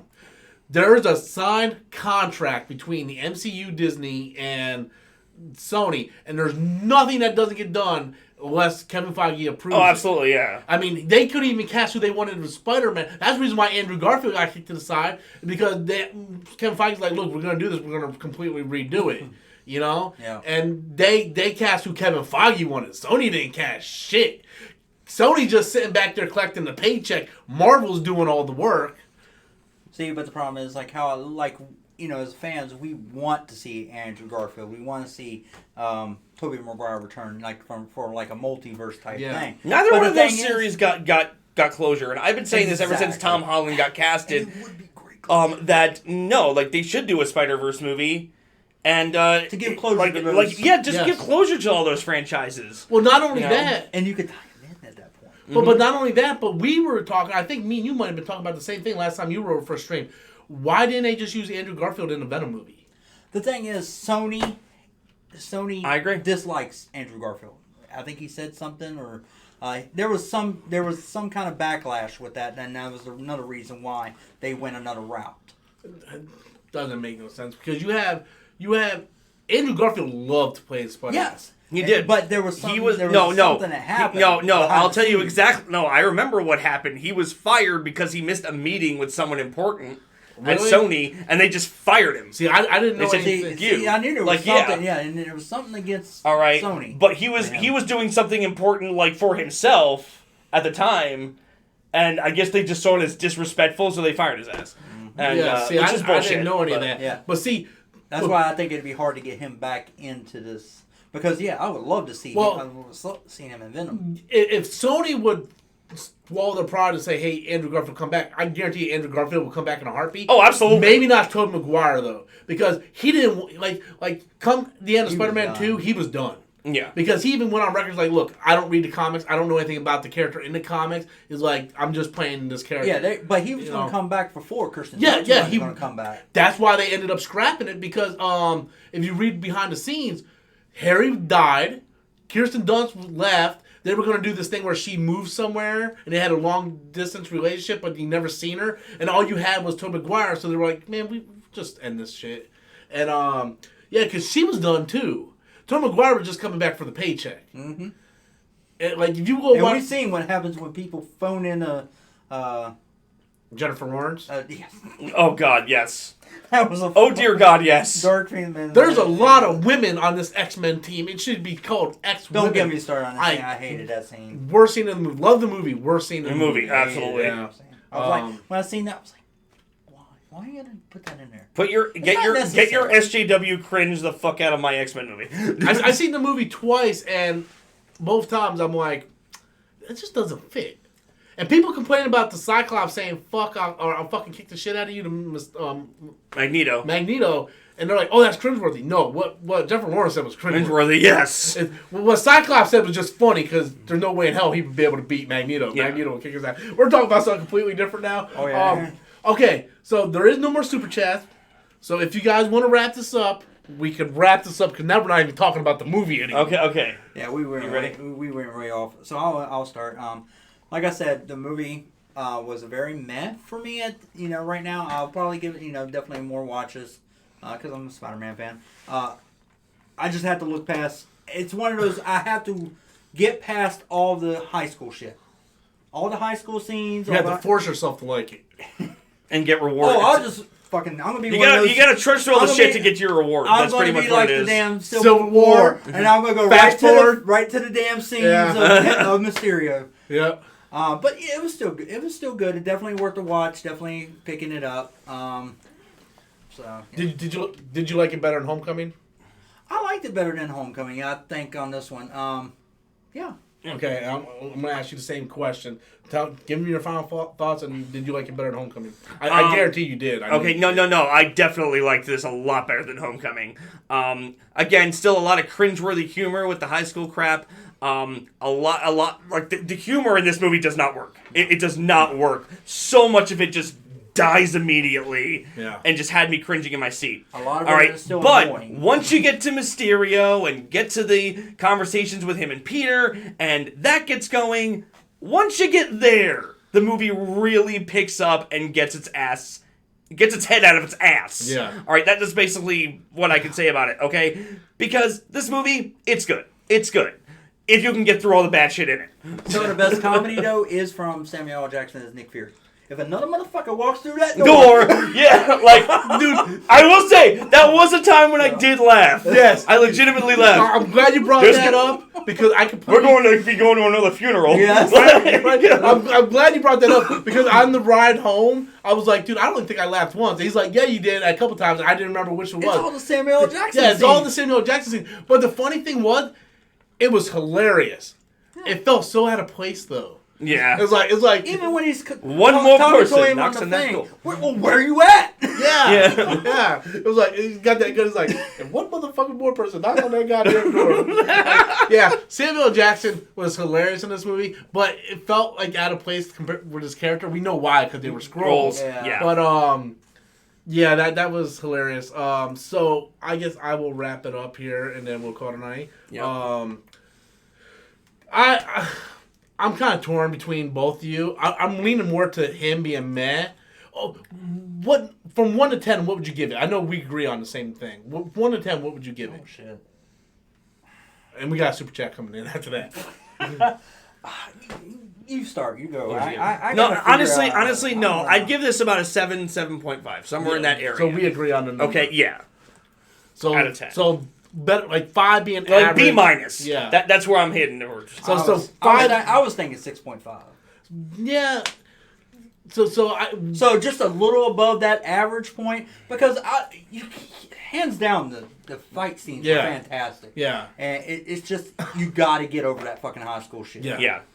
You get over that, it's a great movie. Like I said, I'm going to skip through all that shit and watch those fights. If the movie would have started an hour in, absolutely, I would have given it a 9.5. But all that school shit, it knocks it down to a 7.5. The whole first 30 minutes is just fucking horrible. Yeah. Oh, dude, God. I was ready to walk out a few times. Dude, I was grabbing his arm and going, dude, stay. I'm like, good. Fuck, I'm going to the bathroom. We get through this together. We're going to get through this together, bro. We good. So, Super Chat, which is worse, Spider-Man 3 or Amazing Spider-Man 2? Really? You heard us for the past hour and a half praising Amazing Spider-Man 2, and you're going to ask us which one's worse? Of course it's Spider-Man 3. Spider-Man 3 so much worse. Is to see, like I said before and earlier in this video, you guys have Homecoming at the bottom. Yeah, we do. You have Spider-Man 3 above it. Yeah. Me, I have 3 at the bottom. Homecoming right above that. Yeah, so... Yeah. Another Super Chat too. Okay. Motherfuckers, I want to go home. Okay, so the other Super Chat comes from So.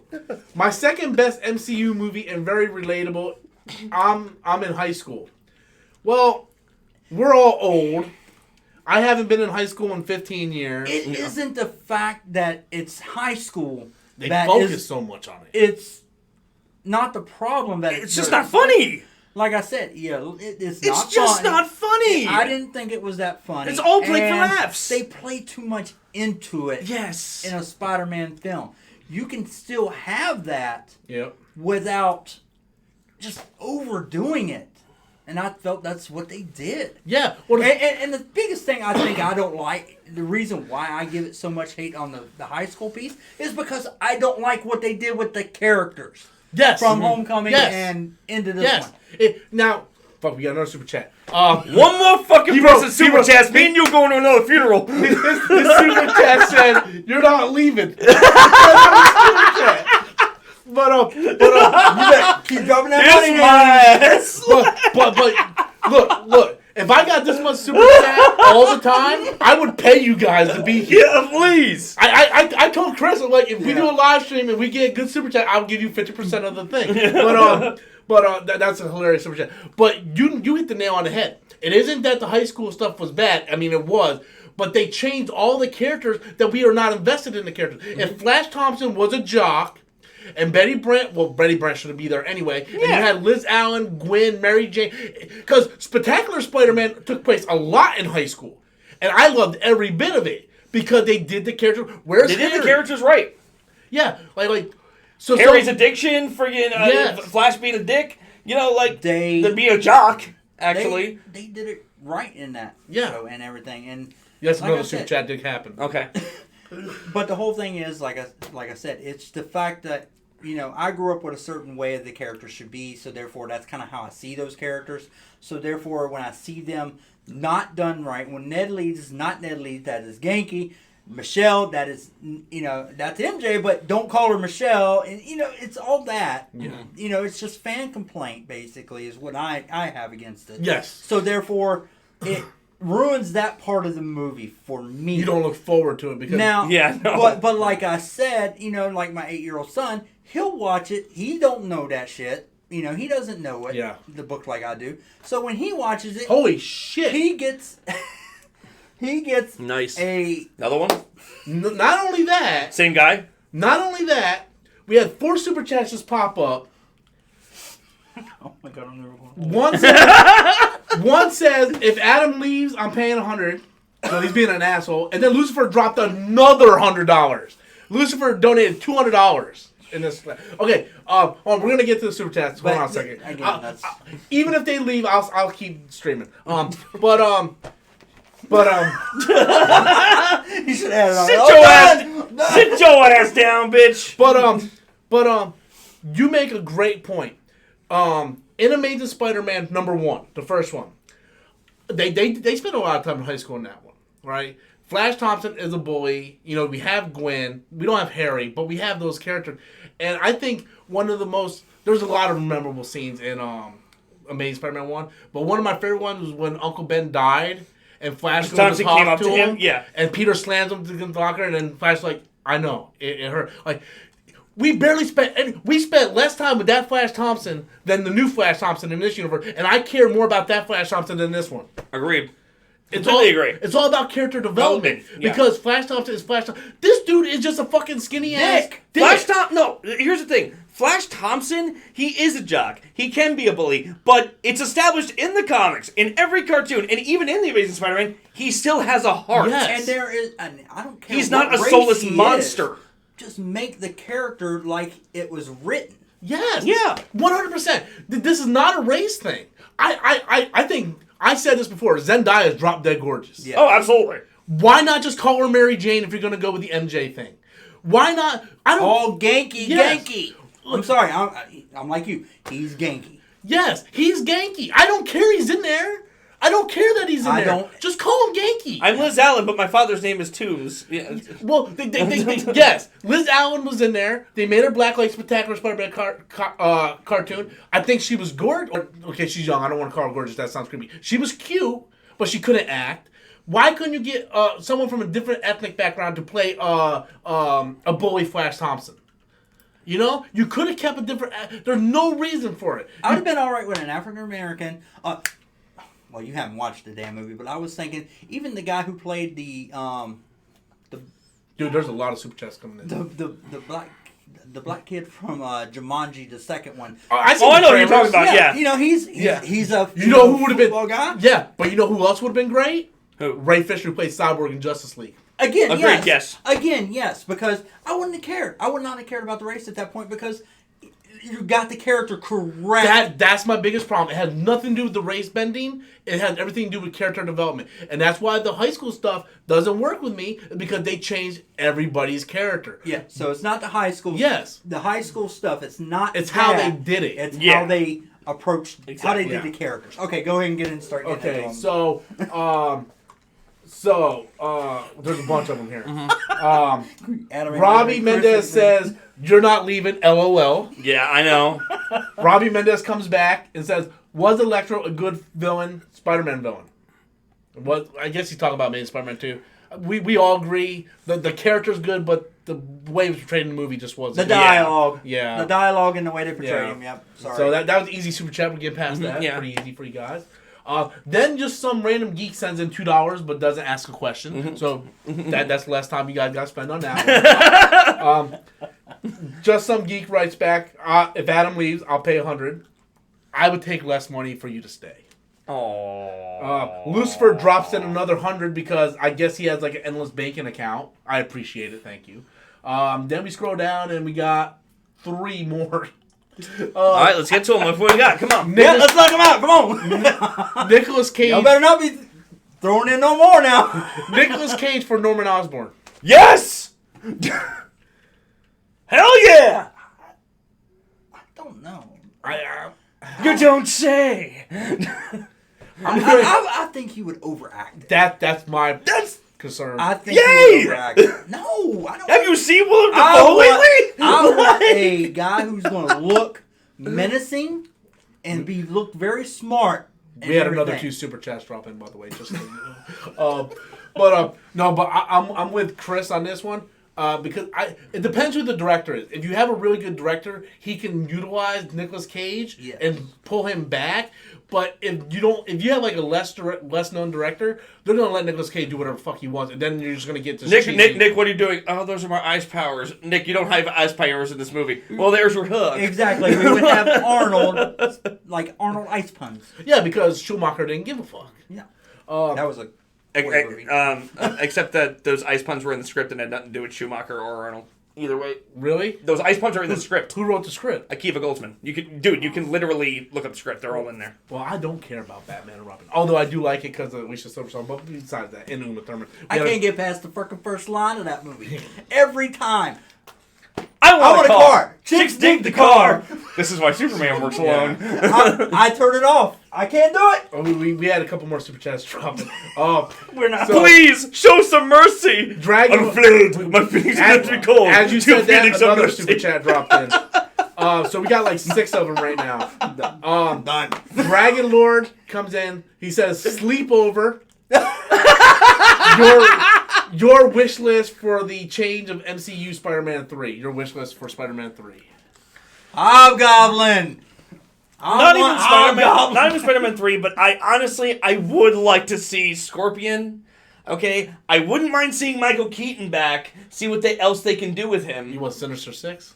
Huh? So you want Sinister Six? Yeah, I wouldn't mind a Sinister Six I would at like all. to see the Sinister Six too. Either go that route or go Hobgoblin. For me personally, that's what I would want. I would.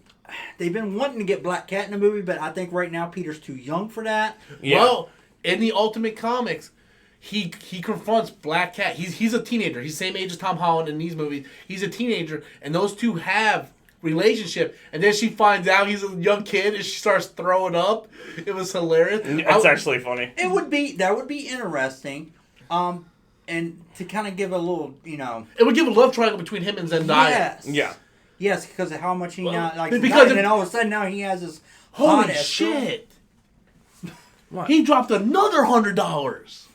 Seriously? Yes. Damn, we're gonna Lucifer. He actually wrote a question this time. We All get right, paid? anyway. But because we don't want their relationship to be too good, they need to throw a wrench into their relationship. If it's too perfect, we're not going to buy it. Yeah. So if they introduce Black Cat, it would be good, but they don't want to overcrowd it with the villains. Well, and here's the thing. You all know I'm a big Venom fan as well, right? Yes. And I would love to see Spider-Man fight Venom. Yes. But to be honest, I don't want to see it in the MCU. I agree 100% with you. I really don't. That's the reason why I want to see like the route that they're still going. They're giving us villains we haven't seen yet. Yeah. Hobgoblin in the Spider-Man 90s cartoon was a big villain in that. And he had a good arc He actually in did, the yeah. books in the 80s. Yeah. Give him his due. But can they do that now with what they did with Genki? Ned Leeds isn't the only Hobgoblin. No, but they could bring in Harry, especially if they're going with the Osborn. If they do go to Oscorp and Osborn thing, yeah, I think they could go with the Harry being. Then it probably and it would kind of explain how maybe Norman would become the Green Goblin. But later. it wouldn't give you the Hobgoblin you want though. No, I know it. Well, it just depends on how they want to do it. Unless they do the serum, like they did with Dane DeHaan in Amazing Spider-Man 2. And then he transforms, but he still kind of looks like a goblin, not like a giant hulking monster. They could do that. Yeah. I actually like Dane DeHaan's Green Goblin. I did too. But I mean, yes, I want to see the '80s book Hobgoblin. I'd love to see that, but they kind of did mess that up with Ned Leeds. Yeah. But they could also, but I think that they did it a correct way, they could make like Ned Leeds like take the serum, and where he becomes. Okay, and it messes with mine, and then have Peter have to fight his best friend. Yeah, well, he wouldn't be his best friend. Genki's his best friend. Well, I'm saying though, since it's Ned Leeds, where he had to fight his friend. Well, what they should have done, had Genki be not affected by the 5-year jump, and then 5 years later he's like all fit and shit. And I thought about that too. You know, that's why you said they should have Betty and Ned Leeds been in part of the 5 jump, and then both of them work for Daily Bugle. Okay, so so I know you guys want to get out of here. So who I don't know if Lucifer keeps dropping $100. We're getting paid. I mean, hell, you bring in $1,000. I demand a cut, bitch. I demand a cut, bitch. We got a drive here. Look, if I have close to $1,000, I would hook you guys up. But Julio comes in. He writes, "When are we getting a podcast with you three?" Look, This is closest to podcast. Yeah, this is a live podcast. Yeah. But look, dude, this is something I haven't talked. We've talked about. Yeah, this. we talked about it. The thing is, Adam lives 2 hours away. Chris lives about an hour, a little over an hour away. Yeah. In order to do that, I would have to pay them, which I'm not like I don't mind doing. But it's also a lot of the fact to do with our work schedules. Yes, because our work schedules are completely different. Yeah. You guys are more a day, mine's like second shift sort of thing. Yeah, you got a second shift. That's why it's hard to come over at the night when you do your live stream. Yeah. The only reason why I'm here tonight is because I have off tomorrow for the 4th. Because I work a Monday through Friday job. 8 to 4. And I'm on vacation, so I mean, it kind of works out. And he's out for break too. But the thing is, if I were to do that, because my YouTube revenue isn't always the same. Like 1 month I'll be making a lot of money, and then this month, for instance, I'm not making nowhere near I'm making like 40% less of what I made last month. So I can't sit here and say because I after Lucifer keeps dropping $100. Yeah, because I brought Pedro in a couple weeks ago. Yeah, last week. And I want to bring in guests and have full conversation. I think us three have the chemistry to do it and pull it off. Obviously, we still have over 100 viewers, and it's after midnight. It's what 1 o'clock in the morning now? Yeah, it's 12:30. So in order to do that, I would have to make it worth their while to pay for them to come in. And it's something I want to do if I had that guaranteed revenue. See, people are donating super chats left and right in here. They don't want us to leave. But 3 days ago, I made $5. Yeah, you were getting one. So what would happen if I said, hey, Chris, come on over. I'll give you 50% of what I make. I make $5. You came all this way for $2.50. And people don't realize this. Every super chat, YouTube takes 40% of that. Wait, what? Yes. So the $300 that Lucifer dropped, YouTube's taking 40% of that. So at $300, they just took basically almost $150. About $150 out of that money. So why do they take that? Because I'm using YouTube as their platform. So that's bullshit. Yeah. So it's not that I don't want to. Trust me, guys. I want to do a live show so bad. I want to help build the channel. And I would love subscribers so I can start doing live chats. Yeah. You guys got to go subscribe to Chris's channel. Honestly, I've been wanting to do a podcast with this guy again and for a while. I would love to come over here and do that with him. It's just a lot of time because, I do have it's timing. It's jobs. I have family. Yeah. Well, like Chris could probably come over like one Wednesday, right? Or something like that. I'm just saying hypothetically. Yeah. But Adam can't do that in the middle of the week. He's a teacher that's got to be up early the next morning. He lives 2 hours away. He lives an hour longer than Chris lives. And Chris lives in Lakeland. That's a fucking distance. I got to go there to the comic shop. So it's scheduling and stuff like that. Now, I have been thinking about doing a live podcast through Skype or something. But you saw how my internet dropped just doing that. Matt trying to do Skype. But I had plans of going out buying 2 more Yetis, setting the screen up back there, so you guys had your own mics and everything. I had plans. It's just my revenue. I can't sit here and say, I guarantee you I can pay you this much money if the revenue's up and down, That's why I kind of said, hey, Chris, you come over. I'll promote your channel, and all this. And same thing with Pedro. I got Pedro over here because I'm like, look, I'll promote your channel. But... Yeah, I don't want to quit YouTube again. Because it's just it gets to a point where it's hard for me to do the videos. Because of my timing with my job and my family time and everything, and I don't have the money to go out and get the equipment or to make a studio.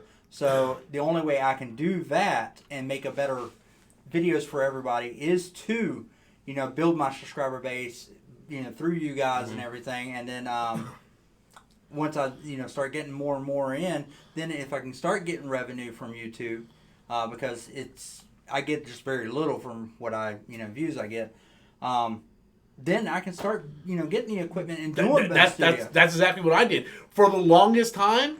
For 4 years, all I used was that webcam. I didn't have the Yeti. I didn't have anything. I used the webcam. Black Panther came out, went up 15,000 subscribers overnight, basically. Took that big paycheck I got, went out and bought a fucking Canon LC2, LC2, the Yeti, and I just started buying like green screen lights and all that. And and that's when I can justify definitely getting it. Yeah. Because as of right now, I got then you're investing into it. Yeah, because then, as of right now, you guys see most of the ones who do are subscribed to me, most of mine are, straight phone videos. Yeah. I'm on the phone, doing a quick video, and then most of mine are talkovers because I don't have time and the space to do it.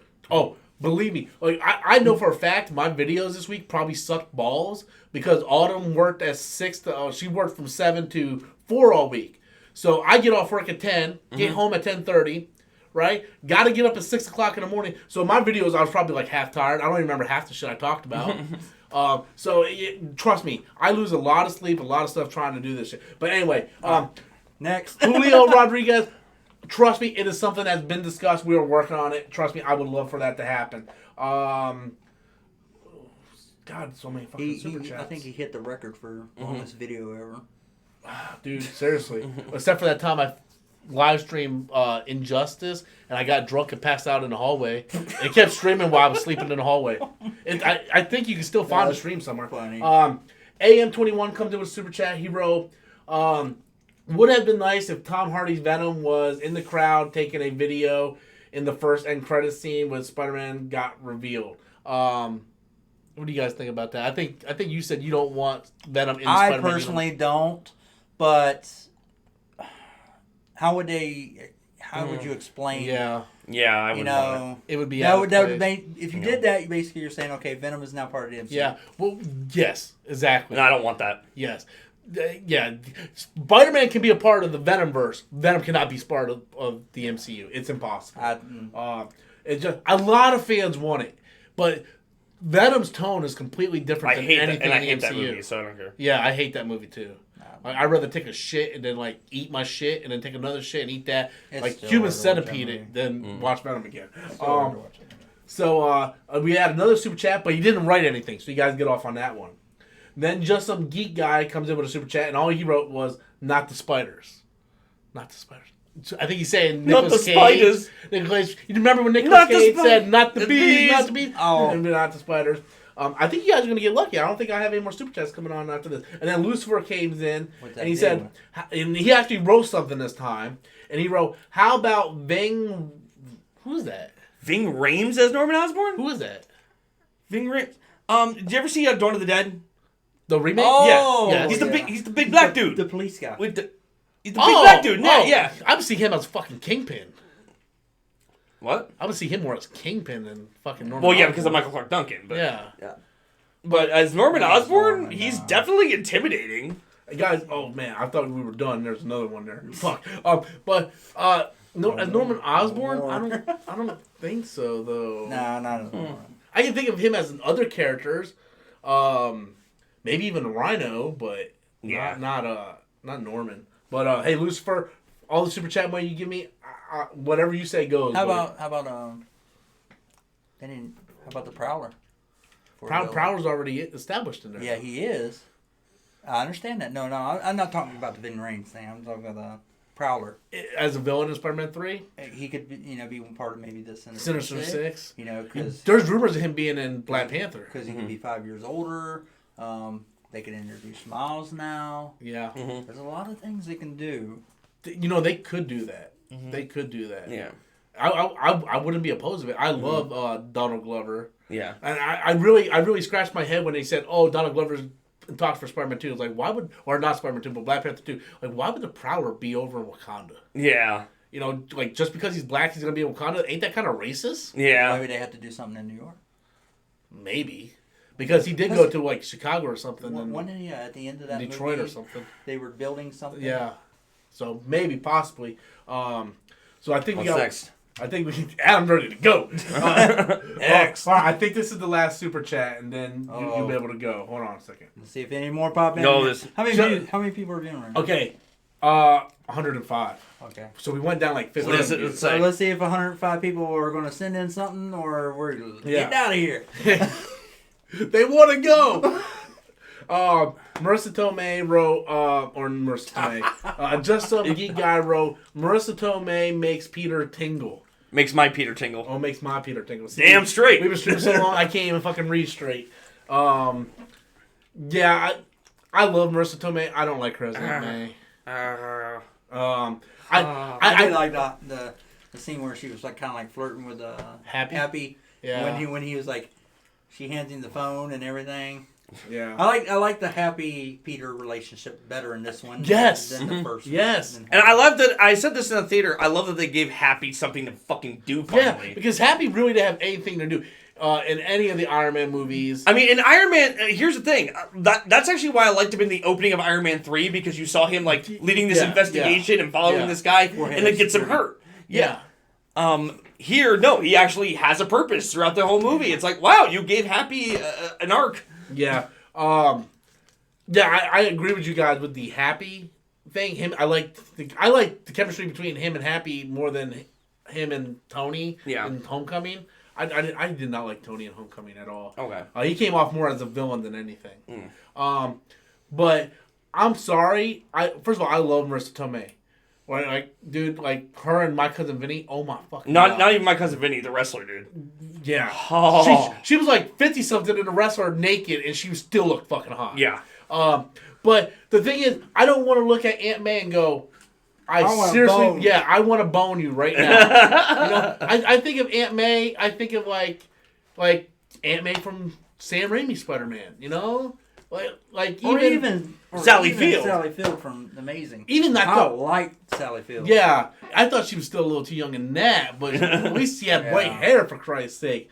But like, yeah, I look at Marissa Tomei and I'm like, dude, goddamn, and she no. But I got good news for you guys. We're out of super chats. Victory! We've been streaming. We're streaming for an hour and 48 minutes in this one, not counting the 40 minutes from the first one. So I will give my final thoughts. As long as nothing pops up, we're going to call it. We already gave our final thoughts, Ed. Yeah, you gave your final thoughts. Yeah. So basically, the movie is a step above Homecoming. Definitely think you guys should go check it out. The first hour, I think, is crap. As long as the first half is trash. Once they really get into the fighting with Mysterio, that's when it kind of really takes off. I think the first end credit scene is good. I don't like the Peter got revealed. I think we all agree on the second one. The second one's kind of like a throwaway. Or at least I feel like it's a throwaway. Which is different. I mean, I was expecting, your Homecoming review again. I really thought that was exactly how you were going to walk into this review. If the rest of the movie, if that first half would have kept on going, it would have been. I can deal with a bad movie as long as it ends good. Mm-hmm. Like BVS, right? BVS has. It didn't start off strong, but it definitely stuck the landing. Yes. See, that's another one of those movies I skipped to the Yes, because it ends so well. BVS does. Yeah. So I can forgive the horrible theatrical cut, even though the ultimate cut I think is fantastic. But I can forgive it because the ending did so well. I can forgive this movie because it ended so well. So I can forgive the horrible beginning. There's a few movies like this one gave me the Spider-Man Mysterio fight. Yes. Yes, absolutely. The whole illusion thing, exactly how I pictured that. I didn't even know they could do something like that on screen. That was so damn neat. I felt like a little kid again watching the cartoon. Yeah. I was like, I think like you were like, dude, where the fuck was this the whole damn time? I'm like, where the fuck was this in the first movie? Come on.